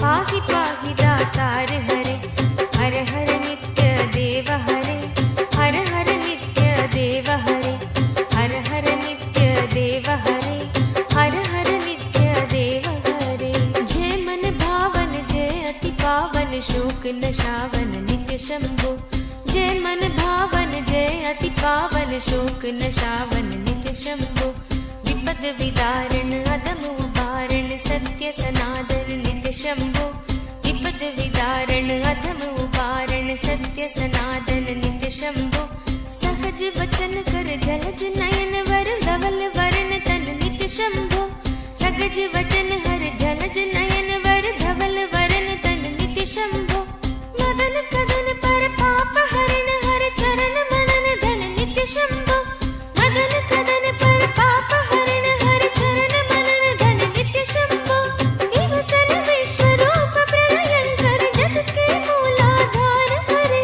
नित्यानंद पुरी ईश्वर नित्य पाहि पाहि दातार हरे नित्यानंद पुरी ईश्वर नित्य पाहि पाहि दातार हरे जय जय नित्य देव हरे जय जय नित्य देव हरे जय जय नित्य देव हरे जय जय नित्य देव हरे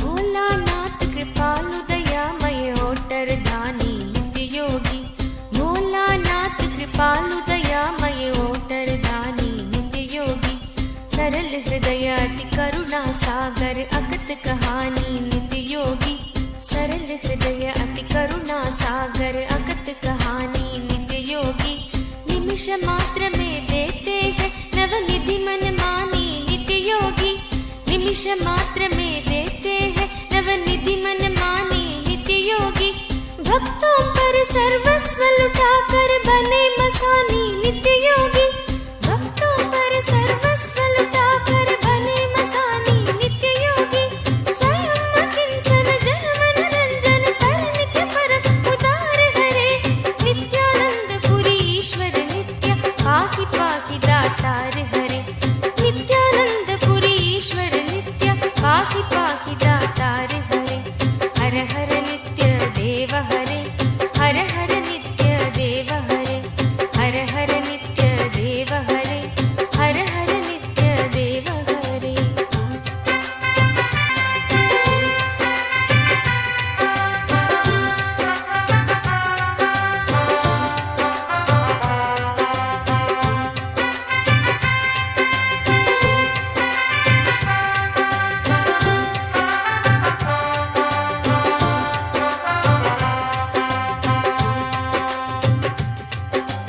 आशुतोष इस मोहमयी निद्रा से मुझे जगा देना आशुतोष इस मोहमयी निद्रा से मुझे जगा देना विषम वेदना से विषयों की मायाधीश छुड़ा देना विषम वेदना से विषयों की मायाधीश छुड़ा देना रूप सुधा की एक बूंद से जीवन मुक्त बना देना रूप सुधा की एक बूंद से जीवन मुक्त बना देना दिव्य ज्ञान भंडार युगल चरणों को लगन लगा देना दिव्य ज्ञान भंडार युगल चरणों को लगन लगा देना एक बार इस मन मंदिर में कीजिए पद संचार हरे नित्यानंद पुरी ईश्वर नित्य पाहि पाहि दातार हरे नित्यानंद पुरी ईश्वर नित्य पाहि पाहि दातार हरे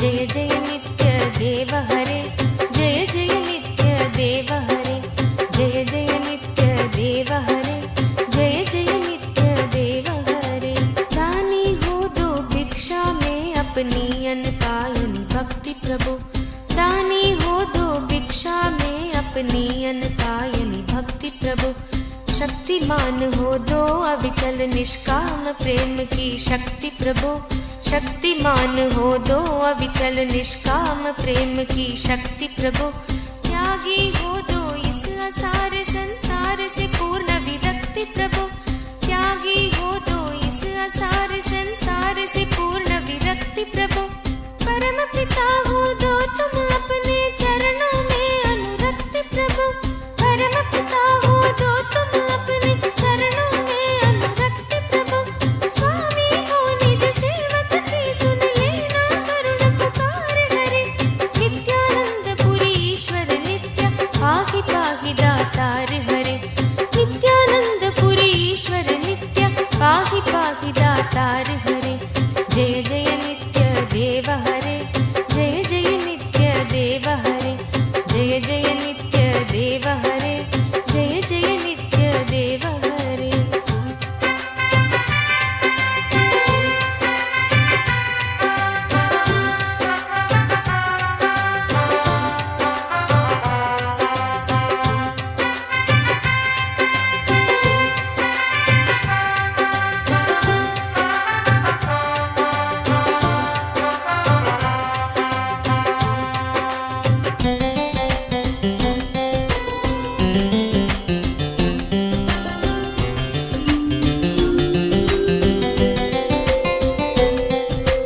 तुम बिन बेकल हूँ प्राणेश्वर आ जाओ भगवंत हरे तुम बिन बेकल हूँ प्राणेश्वर आ जाओ भगवंत हरे चरण शरण की बांग गहो हे उमा रमण प्रिय कंत हरे चरण शरण की बांग गहो हे उमा रमण प्रिय कंत हरे विरह व्यापित हूँ दीन दुखी हूँ दीन दयालु अनंत हरे विरह व्यापित हूँ दीन दुखी हूँ दीन दयालु अनंत हरे आओ तुम मेरे हो जाओ आ जाओ श्रीमंत हरे आओ तुम मेरे हो जाओ आ जाओ श्रीमंत हरे मेरी इस दयनीय दशा पर कुछ तो करो विचार हरे नित्यानंद पुरी ईश्वर पाहि पाहि दातार हरे नित्यानंद पुरी ईश्वर नित्य पाहि पाहि दातार हरे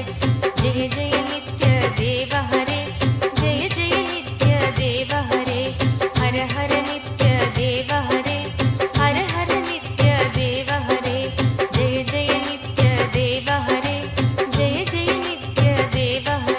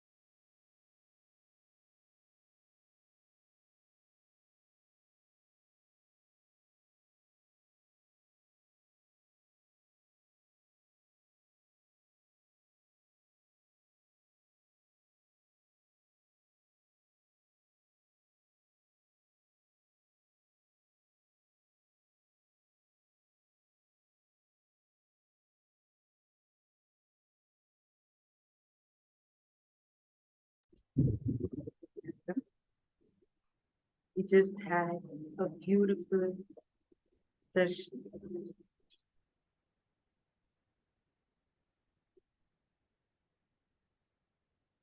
We just experienced phenomenal darshan.